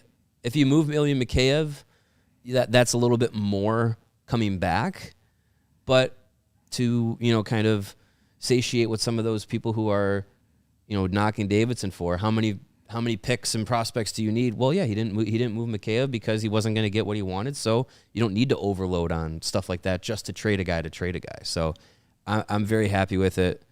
I'd give him an A. I don't care if that makes me sound like a homer, but I just feel like he did what he was supposed to and what he set out to do. Yeah, I mean, I echo a lot of that. A B plus somewhere in there. A good job. I mean, getting a first and a second round pick for Dickinson and Murphy and adding Dach in there too. I mean, that's better than I think anybody had expected. I figured if you're going to trade Murphy and Dickinson, if you got 2 second round picks for those two guys, that'd be excellent moves. So, and then you bring in Mangiapane, who can fill in, a bottom 6 veteran role this season, and then you can figure out what you're going to do with him in the off season. Is he a buyout? Do you flip him to somewhere else, or does he play good enough to stick around and be your 12th, 13th forward for next season? He's not making a ton of money. The salary cap is not an issue for this team now. So see what happens there. Now that it's over with and you see what the market bared and who moved and who didn't, I knew it was a long shot, but I was kind of hoping maybe he'd make a move like the Bobby Brink move, or hey, if Shane Wright is out there, maybe try and get it someone like that, someone that fits that 24, 25-year-old change of scenery kind of guy that you can plug in right here for the remainder of this season, give him a 21-game tryout and see what happens. But those guys really weren't available. So Brink's the only one like that. Yeah, moves. and that's and I think that is the Wild saying we want Bobby Brink. Yeah, and we're going to give you a pretty high prospect. Whatever you think of Juracek, he's still. Yeah, people think he's got a future. If you look at Minnesota, like they've traded away a lot of good young players to go for it this year. We're going to see 3 of them tonight on Vancouver, in Buyum, Rossi, and Olgrim is up with the. Those are the 3 guys that they gave up that they got for Quinn Hughes. Mm-hmm. So you've traded your 2 top defensive prospects this year. The Wild have. So they don't care. Bill Guerin doesn't care about 2 years from now. He knows he has he knows he only has 2 guaranteed seasons after this with Quinn Hughes. You've got to go for it while he's here. You can't hope he signs an extension. Right. So he's making the right moves. One of these years, I hope Kyle Davidson attacks this day like that. That's what we got. That's what I'm waiting for. I'm hoping this is the last trade deadline where we're going to sit here saying, wow, I'm glad. I couldn't believe we got a first-round pick for that guy. I'm done with that too. moving on from that. Next season, I'm not saying next season you go out and you go for all next year, but next year there shouldn't be any trades. Well, you have a lot of draft capital now that is future stuff that they got next year's first-round pick. Yeah. In the Dickinson deal. The Florida pick could move to next year. Like you have picks that you can use to at the deadline add players like that, or throughout the season. Like you can use those picks in that fashion. And when you have so many young players, you're not really going to sell many of those guys off. So might as well try and add to it if you can. I'm kind of hoping that these future first and second round draft picks acquired this year are the picks that are used to go out and get NHL guys 100%. To add to it. Like, you can't build a Stanley Cup team with 20 guys you drafted. No. Eventually you have to go out, and the trade market is the only way you're going to get in their prime superstar player. Free agency does not exist for superstars anymore in the NHL. Not for a few years anyway. So you've got to trade's the way to do it. So, you've got extra draft picks that you got this year, first and second rounders. Let's use those, not today, not right away, probably not even this offseason, but let's start packaging some of that stuff to get better at the NHL level. And, you have to. Kyle Davidson's done a really good job at laying the foundation down for this rebuild. Still a lot of guys need to pan out. Still a lot of things need to go right, but they are definitely trending in a really good direction. It's time to stop that phase. It's time to go, okay. Yes, the compiling of draft assets, and I'm done with it. I'm ready. I'm ready to move on from that. Please let this be the last trade deadline. We're talking about, look at all those great picks Kyle Davidson got. Next year, it's okay if you don't make a trade. Next year, Frondell and Kanserov will be here, and it's not going to be, the roster's not going to look a whole lot different than how it's going to. Yeah, and the standings might be the same too, but at least it's guys learning at the NHL level as opposed to you're just riding out veterans just to fill roster spots, which as much as we all love Nick Foligno and Jason Dickinson and Connor Murphy, that's what those guys were here. Right. They were foundation layers, placeholders. Their places are no longer needed. Thank you for your service. We're going to put you in a position where you can go out and be rewarded by a shot at the Stanley Cup. All that's great. I'm done with it. Yeah. I'm ready for something else. I'm ready for the excitement of who are the Hawks going to add? And the Hawks are going to add before this season is over. Frondell, Boisvert, we're going to see those guys here. Soon. Like by the end of this month, both those guys should be here. I mean, Boisvert could be here in 2 weeks. Yeah. BU, not great. They have to run the table in the Hockey East tournament to get to the NCAA tournament. I don't like their chances. Their season could be over. That tournament starts next week. Yeah. Their regular season ends this weekend, and then Wednesday, he could be here in a week, 10 days. Yeah. And he's not a guy that's like, oh my God, the season's going to turn around, but it's somebody that's you're excited about. Yes. It's a first-round pick, a guy you traded up. A tangible piece of the future. Right. It's a guy we've been hearing about for 2 years, and it's something to be excited about. Frondell is going to cause a lot of excitement. He'll be here probably by the end of the month, depending on what his team does. So those are kind of like your in-season acquisitions, but let's have better, loftier goals for trade deadline 2027, where it's like we're fine with what we have, or we're gonna bring in this rental to try and get to the wild card spot. Yeah, that'd be great. I'm all here for that. I will give the trade deadline an A as well, and homerism be damned. But if we went to 2 weeks ago and said you're getting a first, a second, an NHL body for Murphy and Dickinson and Colton Dach, most people would have taken that and ran with it. Yeah, I think so. I know Mangiapane is not the most exciting name right now, but the Hawks have shown a bit of a penchant for reinvigorating some guys who are on better teams in lower roles. Mangiapane has put up points in this league before, plays the kind of style that Jeff Blashill loves. We've seen Jeff Blashill get the best out of Tyler Bertuzzi. Maybe Mangiapane is the kind of guy that will thrive under his style as well. Maybe. And if not, okay, right? If not, you waive him, or you send him to Rockford, or he fails a report, or whatever it might be, fine. They're not married to Mangiapane one way or another, but you're getting an active body. I think losing Colton Dach is not great, but again, as we're projecting not even to next year, 2 weeks from now, where is his spot? I mean, he couldn't get in a lineup every night. He wasn't consistently in the lineup. Yeah. So fine.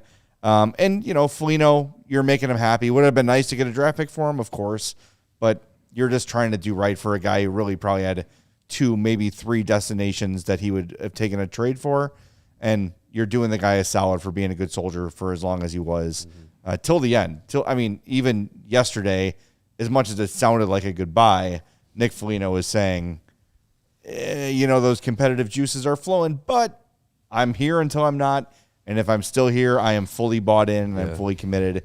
And he has been from the day he was acquired from Boston when we were driving down to Nashville until this morning. he was 100% Blackhawks, and I'm just happy he gets the opportunity.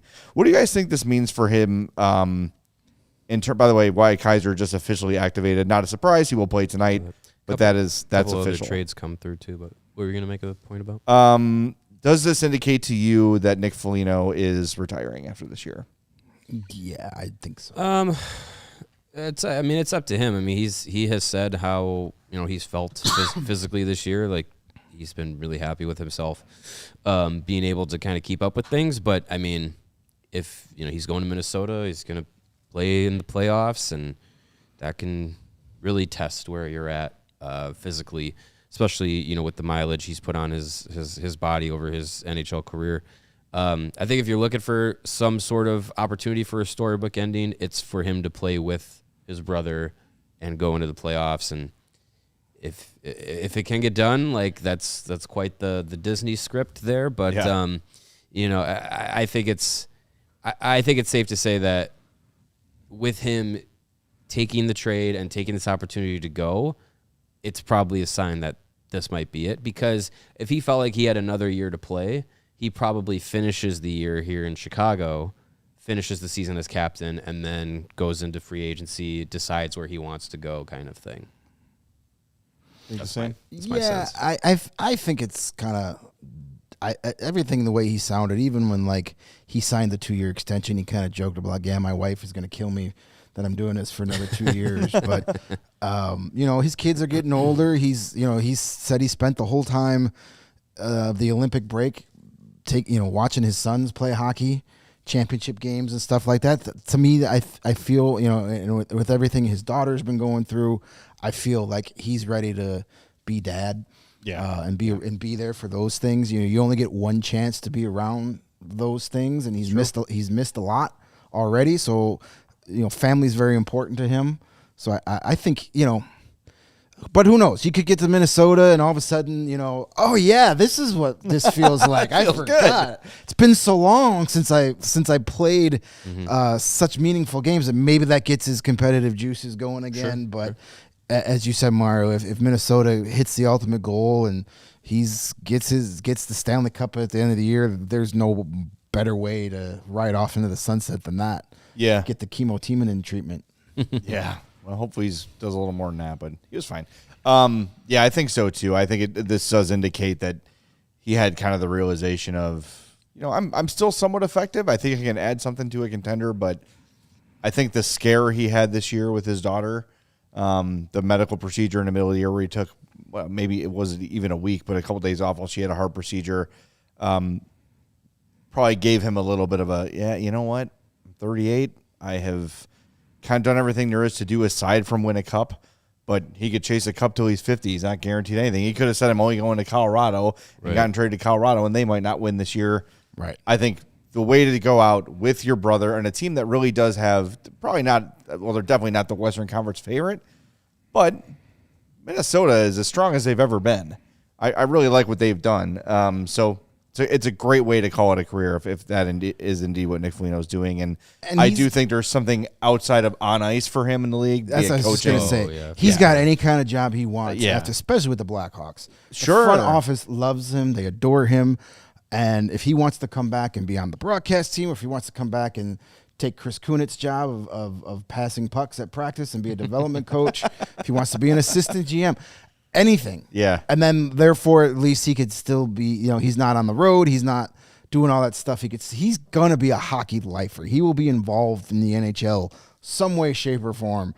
It's going to be up to him on what that role is. And whatever it is, I'll be, cheering him on. I mean, we got to know him on a personal level a bit when he worked with us here a couple seasons, and always gracious with his time. The guy you see on camera is the guy he is 24 hours a day. That's it. It's not an act. Some people think it's phony, and it's not. No, the guy you see with the cameras and the microphones in front of him in the locker room is who he is 24/7. He's as genuine as you get. And, I'm not the biggest Minnesota Wild fan, but, having him on that team makes me kind of, hope they do well, because he's a guy that deserves it. I'm rooting for him for sure. I really am. I think that, he's, like you said, Greg, a lot of people see that and they roll their eyes like, oh, man, he's a moth to the flame with the camera, and he's captain of the team. He's the veteran of the team. Well, yeah, he's put in that spot a lot because, he's one of the few guys that would embrace that role, and I would love him on the TV or radio broadcast. Yeah. Like, our beloved Troy Murray is I don't think he'll be in the radio booth next season. And obviously we're always thinking about Troy. Every time we're in that press box and we walk by that WGN booth, that void is felt.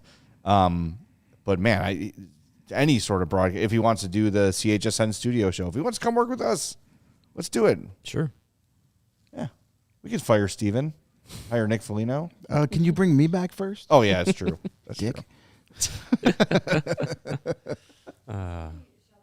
Oh, yeah. Oh, my God. We'll show your graphic. Put the hair picture on the screen already. I've been waiting for She's this. twitching because the hair graphic's not been on there. I do think the future consideration should be Marcus's hair. Yeah. But it kind of works. I don't know. I think Nick, though, is a guy that pulls off bald better than he pulls off hair. Like, you see those photos from early in his career, and it's like... Well, if he had a head of hair like that, it'd be different. That's true. Because he never had a head of hair like that. His hair was receding early. He was fighting it early in life, yeah. Well, same girl, same. He rightfully made the correct decision. If he had a head of hair like that, different story. Oh, David Kampf is going to the Capitals. Ooh, gotta have him. Okay. Gotta have him after and that. Scott Olympic. Lawton from Toronto to L.A. What is LA doing? What are they doing? That's Ken Holland, man. It's just not in him to rebuild. Capitals also got Timothy Liljegren, and the official trade for Braden Shen is a first, a third, goaltending prospect Marcus Gidloff, and Jonathan Drouin. He's still going to around? St. Louis. Wow. Yes, Wow. yes, he is. That's crazy. Also, Pierre LeBrun saying the Panthers are currently focused on trying to re-sign Sergei Bobrovsky. Well, that makes sense. There's nobody. They don't have and AJ Greer. They don't have a guy in the pipeline. No. He's Well, playing they there used now. to. They used They to have had a good, Spencer Knight. Yes, they used to have a good young goalie. So now much for he's that. here. And the goaltending market is hot garbage. Yes. So if you can re-sign him and have him for another year or two, it's better than anything you're gonna get free agent wise this summer. Well, I was listening to what is it? Frankly Speaking, Frank's show. Frankly Hockey. Frankly Hockey. Thank you. On the way in today, it was him and John Buccigross, and one of them mentioned that Bobrovsky wants like a 5-year deal. He's So do I. 38? He's like 38. Yeah. Yeah, I want a I mean, 5-year NHL if he's contract still- too, but guess what? I'm not getting it either. If he's still playing at that level, like you have to entertain the idea, especially when Florida. Look, they've already signed a bunch of guys to play into their 40s, anyways. What's one more? He's 37. You've got Ekblad, Jones, Forsling. Like pretty much everyone is to Marchand, 29-30. Everybody Bennett. that matters. So sign him to 29-30 and just say, let's go. That would be a 4-year deal. We'll see. Yeah, well, it's not. The last two not might our look like problem. crap, but if there's another cup in there, we got a finger up. Vancouver has traded Lucas Reichel to Boston for a 6th-round pick. Wow. What did they give up to get him earlier? Do in Boston? Vancouver? Yeah, what did the Hawks get for him? Was it a 4th rounder? I think so. Lucas Reichel trade Blackhawks. 4th-round pick. Yeah, 4th rounder. So they Well, I mean, he's been playing at Abbotsford. right. So they 2027 4th. How many Canucks fans are saying today is their worst day ever as a Canucks fan? Well, remember he was supposed to fix their hole Second at line second line center, center. just like Colton Dach is going to fix the Canuck or the Oilers. I've Yeah. been hearing all week. you know, you know who I feel bad for the most in that trade is the poor media intern with the Blackhawks who had to put the welcome back Lucas Reichel graphic back for tonight. Now they won't be able to use it. I don't think he's even with the No, Canucks. I know he's not. I know he's not. But yeah, it's Yeah. How about that?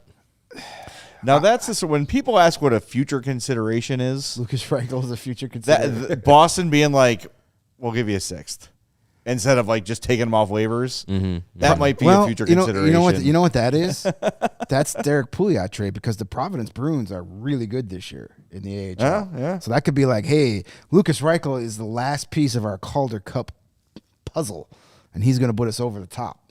Yeah, maybe. I do not think the Boston Bruins made that trade with Boston in mind at all. Hey, shout out to Hoosier Hawks fan who just gifted 50 CHGO Sports memberships on our YouTube page.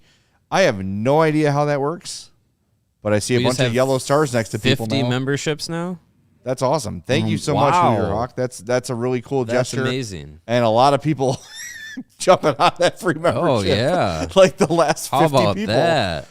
Very cool. And what's cool about this... Love to see it. That's the Lucas Reichel trade effect. Is we're seeing a bunch of people who are claiming that membership are names that have not interacted with us before. There's so many people that watch this show and don't say a word. Oh, yeah. Feel free to chime in. That's fine. Yeah. We like to hear from different people. Don't be intimidated. We're not going to make fun of you for at least a month. Not right away. Not on your first post. Right.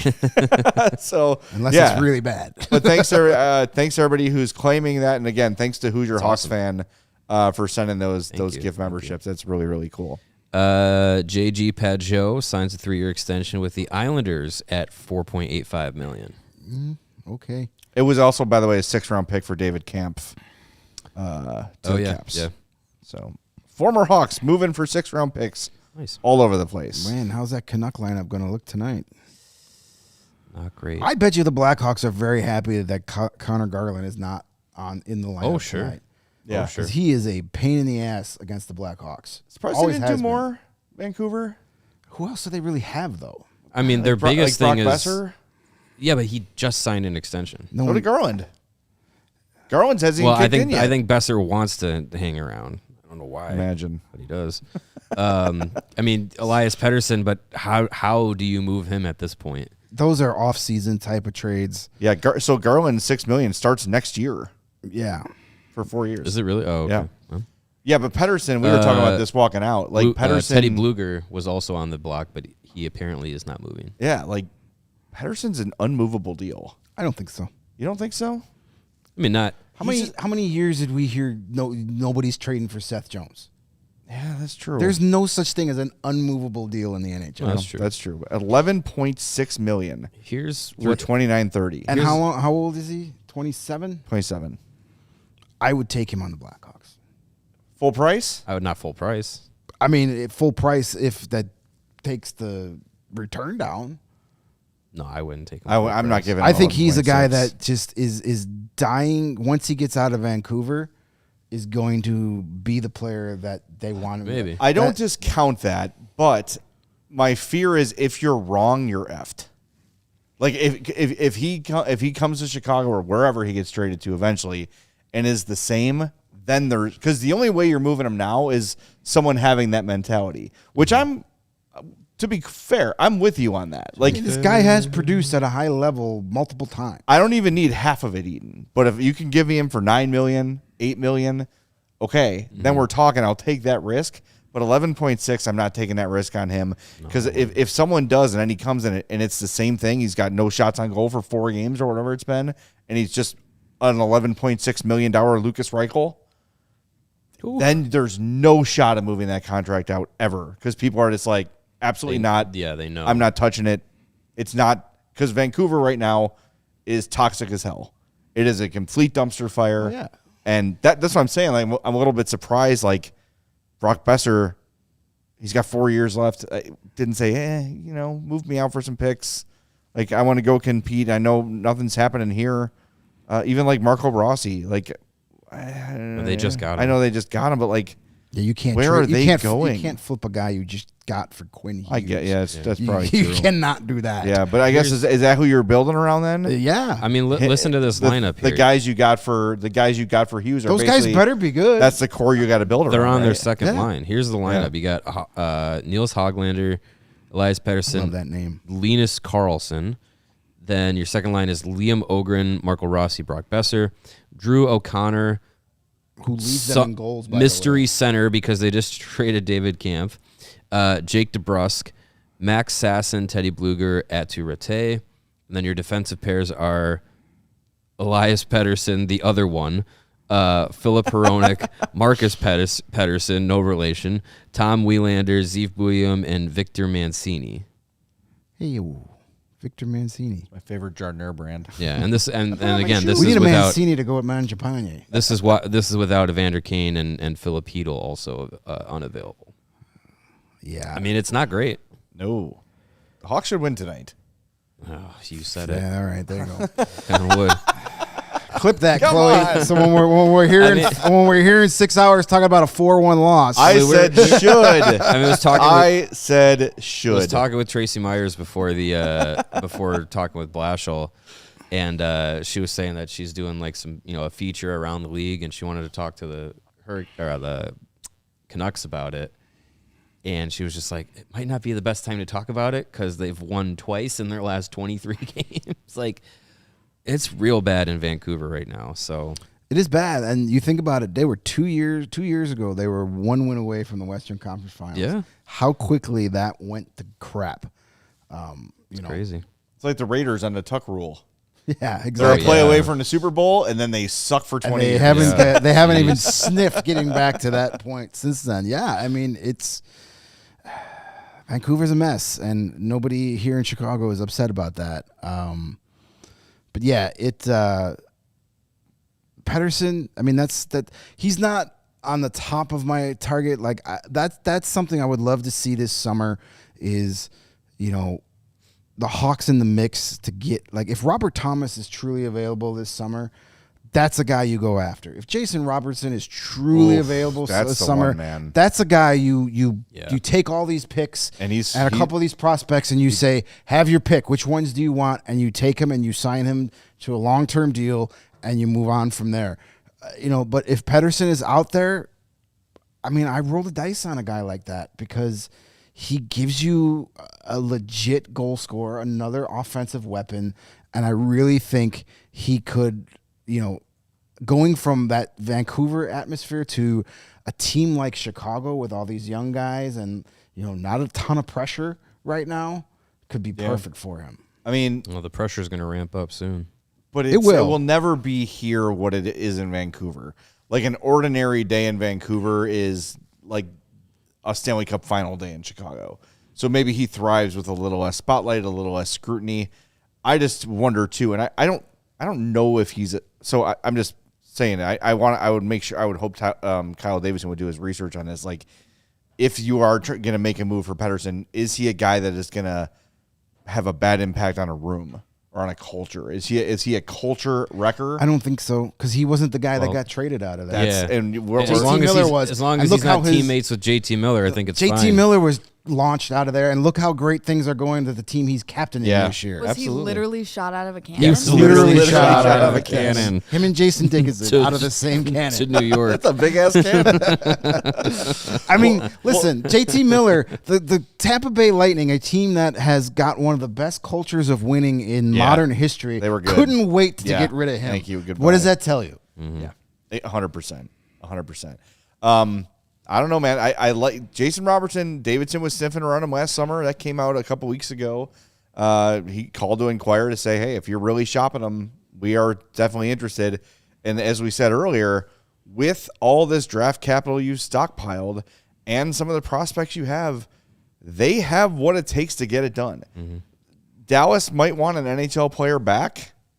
Okay, that's going to be a harder thing for them to do.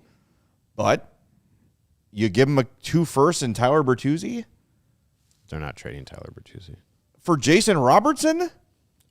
Jeff Blashill wants this guy. Oh, F that, dude. If they don't trade, if Tyler Bertuzzi is what's stopping you from acquiring, you fire Jeff Blashill. You fire Jeff Blashill and you fire Kyle Davidson and you blast them both out of the literal cannon. Yes, you put them in I'm Jason sorry. Dickinson Tyler cannon Bertuzzi is not going to be dying on the Tyler Bertuzzi hill to not get Jason Robertson. That would be a fireable offense. I mean, the way. The Blackhawks have a bit of a disadvantage in any negotiations in any possible Jason Robertson or Robert Thomas trade. They would push you around by they the would at 3 a.m. Jinx. God, we're terrible. The Blues or the Stars likely would not want to trade those guys within the division. Right. Yeah, but you're right. But if you're gonna they're gonna have to blow out everybody else's offer. I mean, and also here's the other thing too, is if you're talking about Jason Robertson, everyone not named Bedard is on the table. Agreed. Like Nazar on the table. Agreed. Kancherov on the table. Maybe not Frondell. Yeah, Probably not Levshinov. Not at this point, no. But everybody else, 100% is on the table if you're getting Jason Robertson back. Yes. Like Toin says Burakovsky in 2 first. No, they're laughing at you and hanging up the phone. They're not going to take your junk for you'll need to give them one of the young prospect forwards you like. A prospect that you're going to be like, ugh. It hurts. It's going to hurt. I don't want to give out that guy, but if you give up a guy that you are hoping is going to be Jason Robertson in 3 years for Jason Robertson right now in his prime of his career, you do it. Corey says that's like the Bulls not trading Luol Deng to acquire Kobe Bryant. Yeah, thank you. Yes, of course.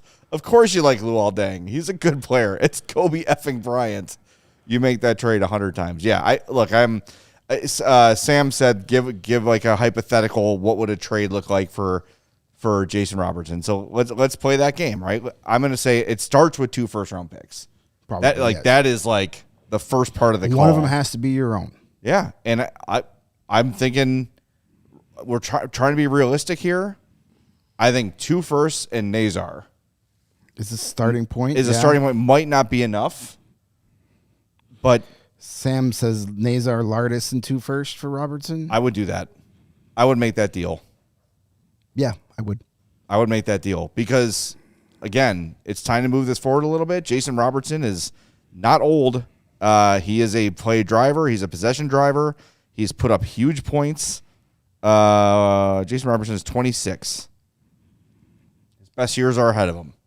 Yeah, I mean, and we're likely just talking nonsense here. I still don't think the Dallas Stars, as good as Jim Nill is, I mean, they're going to name the executive of the year award after him at some point. To me, he's not a guy that moves on from a Jason Robertson entering the prime of his career, especially when you have such a large window of opportunity with the Stars. They've done a really good job of, locking up their younger players for a long time. You've got Rantanen there forever. Roope Hintz is locked up. Heiskanen is there. You've got a lot of pieces, and now you're moving on. Tyler Sagan's contract is coming off the books. Jamie Benn's contract's coming off the books, and the salary cap's going up. I don't think, this is a pipe dream. As much as I would love Jason Robertson here, I don't think he's getting traded. Robert Thomas, on the other hand, it sounds like they want to move on from him. So the Blackhawks have a lot of what the Blues would want for him. All right. And you got yourself a big physical center who, again, just hitting the prime of his career. You go for it. My package is not as big. That's what she said. For Robert Thomas as it is for Robertson. I don't know. It's probably going to have to be close. About the same because Thomas has already got the contract at a reasonable price. Yeah. And true. he's a center. Mm-hmm. Yeah, the security of the deal already signed, it makes a difference. That's for sure. Because you're getting pretty good value. Yeah, 8.125. Him and Robertson are the same age. Robertson's contract, if and when you resign him, is going to be more than that. The first digit will be a double digit. Yeah, it's going to start with a 1. Yes. Followed by another number. Yes, exactly. So I think we are at the point now where, and I'm not saying that Davidson should go out and have one of these off seasons where like he's the winner of free agency and adds all these guys. You don't want to win this year's free agency class. Identify a difference maker, like you're talking about Thomas, Robertson. There's others, and go get a guy like that to supplement what you have coming, right? And I think we are approaching.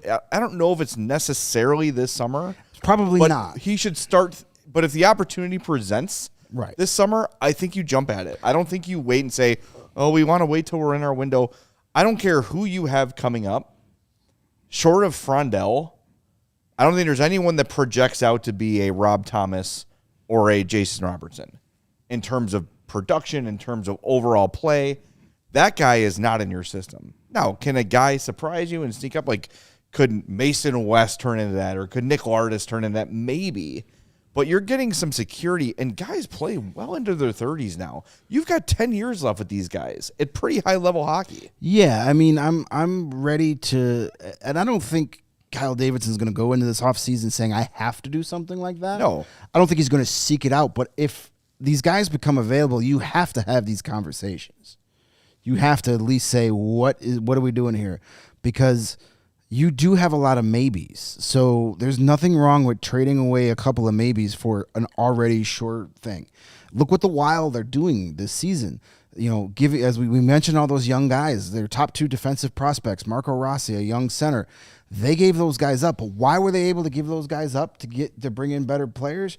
Because they've already identified and have their core locked up. Yeah. The Blackhawks aren't there yet. They have the one guy that they know is going to be part of their core in Connor Bedard.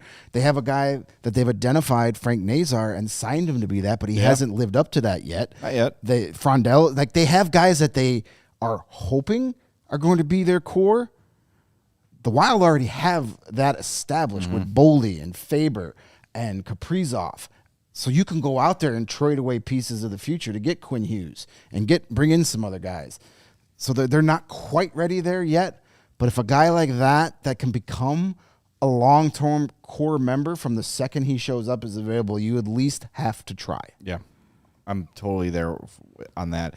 By the way, the Wild are an interesting team. I've been thinking about this a lot lately. And, you know, this year with Colorado, you kind of have to asterisk all the conversation about, like, Western Conference Cup contenders because Colorado feels so much higher than everybody else. And it's never a foregone conclusion. But if I ever had to say there's going to be one, it would be the Avalanche reaching the Western Conference or the Stanley Cup final this year. But the way Minnesota is built, there's a lot of conversation around the Hawks, like Bedard needs that second guy. He needs that second guy. You've got Kaprizov. In terms of like offensive studs, Boldy is probably it, right? Yeah. But that's really it. Like it's just a lot of really good players top to bottom. Guys that can play at both ends, guys that play what Jeff Blashill calls winning hockey. Right. Right? Like you've got 2 star players in Boldy and Kaprizov. Joel Eriksson is a great hockey player, not huge numbers. Zuccarello, Marcus Foligno, Ryan Hartman, Trennan, Sturm, now Bobby Brink. Like it just is a good and deep roster. And, you know, you add Quinn Hughes, of course. That's a huge thing. But even before they added Quinn Hughes, they were a competitive team that had cup aspirations, and you could squint hard and see Minnesota maybe getting to the cup final. Now they add him, and it's a different story. I think this notion that the Hawks have to absolutely go out and find another Connor Bedard level offensive player to compete is not necessarily true. Teams with depth win. Those are the teams that win Stanley Cups. You look at the LA Kings, they're 2 Stanley Cup teams. They had great players, but who on those teams was like just an offensive dynamo, putting up 100 points? Even the Hawks didn't. Like Patrick Kane's best offensive years came after the Cups. Yeah. He was great. Point per game. You also had Hossa and Sharp. Right, but it was a matter of you were just so damn deep. And I always remember Ken Hitchcock just say, like, they had so much resolve. Like, if one line wasn't doing it, it was the next line. And if the top 6 wasn't doing it, it was the bottom 6. And you could roll 4 lines all game consistently and just wear the asses out of your opponent. That's something I see for Minnesota, especially with some of the moves they've made here recently. Like, I am not counting them out as a team that can make a deep run in the Cup playoffs. I'm not at all. No, I mean, they're gonna have a really tough go at it. Are they gonna play Dallas in the first round? Unless Dallas catches Colorado, that's unlikely. And then you're gonna, if you get by Dallas, to me, out of those 3 teams, Colorado has the most dynamic talent. I mean, they've got 2 of the 5 best players in the world right now in McKinnon and Makar. Yep. But out of those 3 top teams, Dallas to me is the deepest. And they're going to be a tough out in the first round. If you get by Dallas, you're going to have to likely play Colorado again, unless if I'm Colorado and I see Seattle there at that second wild card, I get a little itchy again. But hey, it's also true.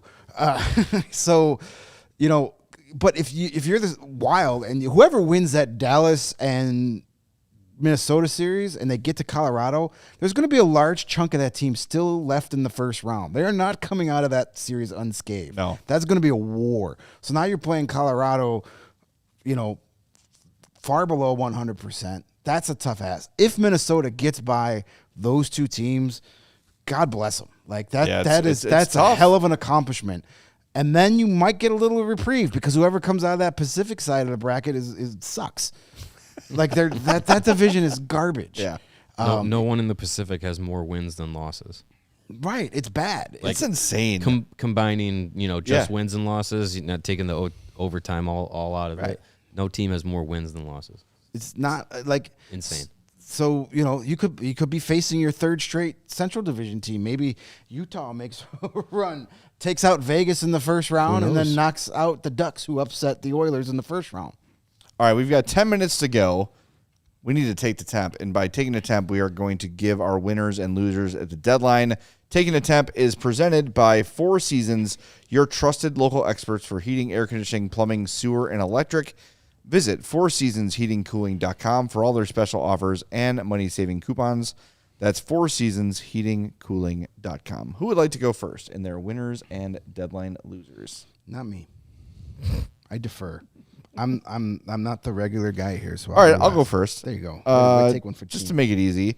We were just talking about it. I think the Minnesota Wild had a really good trade deadline, adding Bobby Brink, adding Nick Foligno. I think it's foolish to ignore the fact that they added Quinn Hughes. I know it was a while ago, but they added a lot. I think they did a really good job solidifying their team. Also, as much as we are pleased with the return the Blackhawks got from the Murphy, Dickinson, Dach trades, Edmonton went out and did what they needed to do to solidify their team defense. They did not add a goalie, so that's a concern, obviously, for the Oilers. Mm-hmm. But I do think, future be damned, they went out and acquired two really good defensive players that are going to help them big time in the playoffs.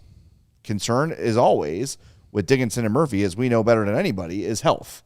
But if those guys are healthy for the Oilers' playoff run, they're a better team this year than they have been, and they got a better chance at competing in the playoffs. Look, if you're going to score, if you can prevent a goal a game or half a goal a game throughout the playoffs, and you're in Game 7 of the Cup Final again, maybe you'll win it this time. Mm-hmm. I think those two are really good ads. I think Stan Bowman did a good job, again, just completely punting on the future, as Stan Bowman does. But he knows he's got to get a cup before Connor McDavid's contract is up, and he's doing what he can to do it. So I think Edmonton, for what they needed, had a pretty good trade deadline. Losers, I'm going to say the Blues. I think they sent the prices too high. I don't know what their future looks like. Don't really love what they were doing. And the moves that the Sabres made in reaction to not getting Colton Parayko, Logan Stanley, Shen, and who else did they add? Carrick. Carrick, thank you. Sam Carrick. Nice players, but I don't think they really move the needle for the Sabres at all. Are they better? Yeah, marginally better. I thought Parayko would have been a home run for them.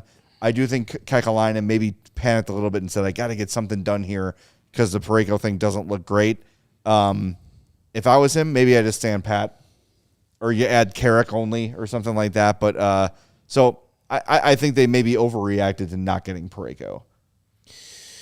Yeah, they were definitely trying to just salvage something. But they're still in a good spot, Buffalo, and like you said, I still think that they do improve themselves a little bit. Yeah, a little bit. It's not the. It just felt unnecessary. It's not the big improvement that Parayko would have done for them.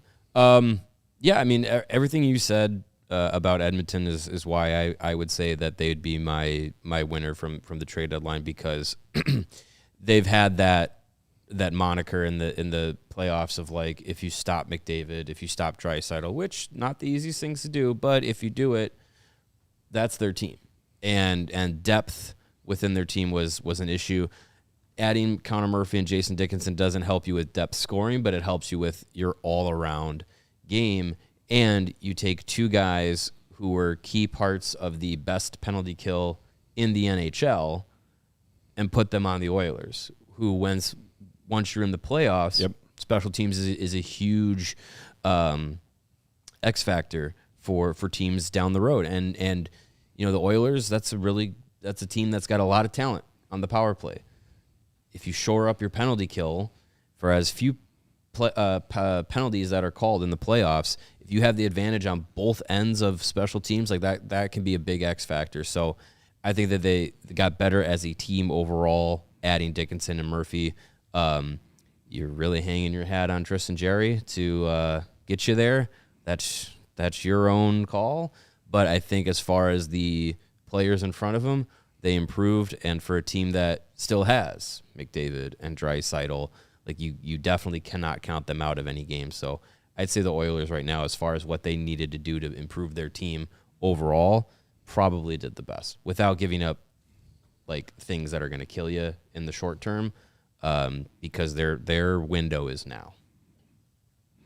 Yeah, I agree with the Oilers. Probably out of the teams that made multiple deals and high-profile deals, did the best because they filled glaring needs, and they did a good job at that.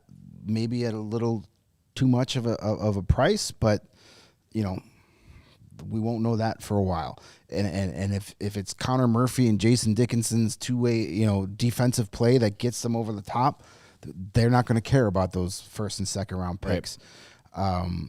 So I'm going to say the Blues are a winner at the trade deadline too, because they netted 2 first-round picks and a second-round pick for Shen and Falk.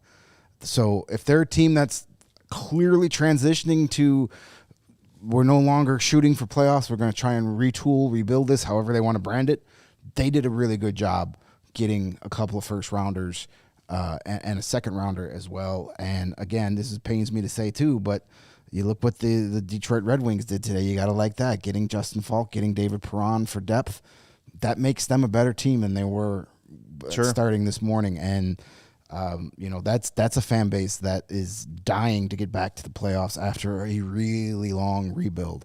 We've given the Yzer plan a hard time, sometimes jokingly, sometimes not jokingly. Yeah. They're starting to see it pay off, and to bring in a guy like Justin Falk, that helps them a lot. So those are the teams I think did the best, and I think the team that dropped the ball the most, the New York Rangers. You heard about all these guys that are going to trade. Yeah, Vincent Trocheck doesn't go anywhere. Braden Schneider was a guy you've been hearing named for weeks. Yeah, doesn't go team anywhere. is almost unchanged. And they traded Panarin, but they didn't get a very good return for him. Liam Greentree. Sure. God bless you, Liam. I hope it works out for you. But that's definitely not the like, if you would have said at the beginning of the year you're going to trade Artemi Panarin, you're a Rangers fan, you're hoping for more than that. Oh yeah, for sure. They're a team that apparently they had very high asking prices for these guys, and other GMs were like, stick it, Drury, I don't care. We're good, thanks. Yeah. We'll call back in June when there's a different guy answering the phone, and we'll get a better deal for these guys. That's true. All right, we got some super chats we want to hit before we wrap things up. Spencer, $10, says, keep Mikheyev to help with Lefshov and Kancherov. Still working out what we have before addressing trade market and free agency to fill gaps. Is Thompson the first Davidson draft prospect to go? Trade-wise, yes. Yeah. Aiden Thompson, was he not 2022? He was 2022. Yeah. Yep. The only he's the first one to be traded. Obviously, Dominic James wasn't signed. He went to another team, but that wasn't a trade. That was the same draft. Thompson and James were that 2022 draft.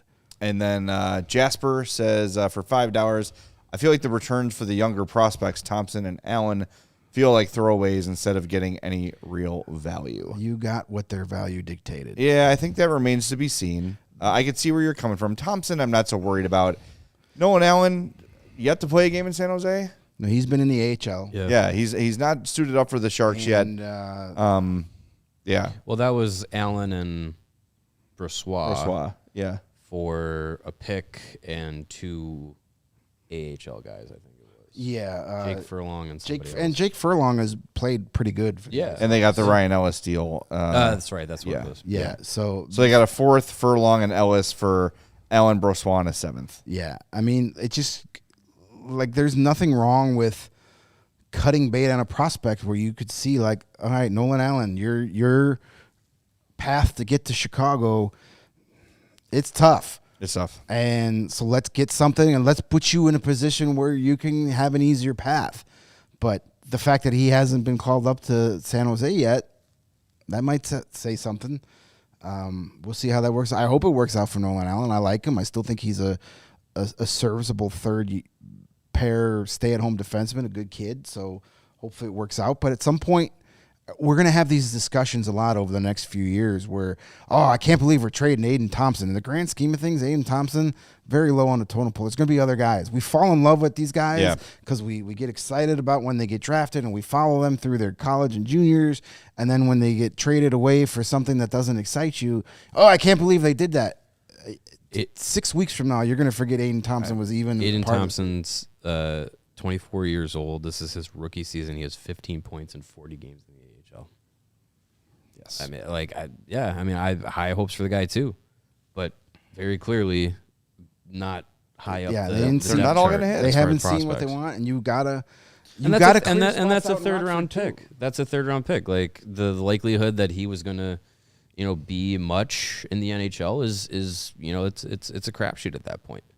So yeah, does it seem like, oh no, we gave it up for a guy who's just an AHL defenseman? Sure, but you gave up an AHL forward for an AHL defenseman, right? And with Allen, it kind of feels the same.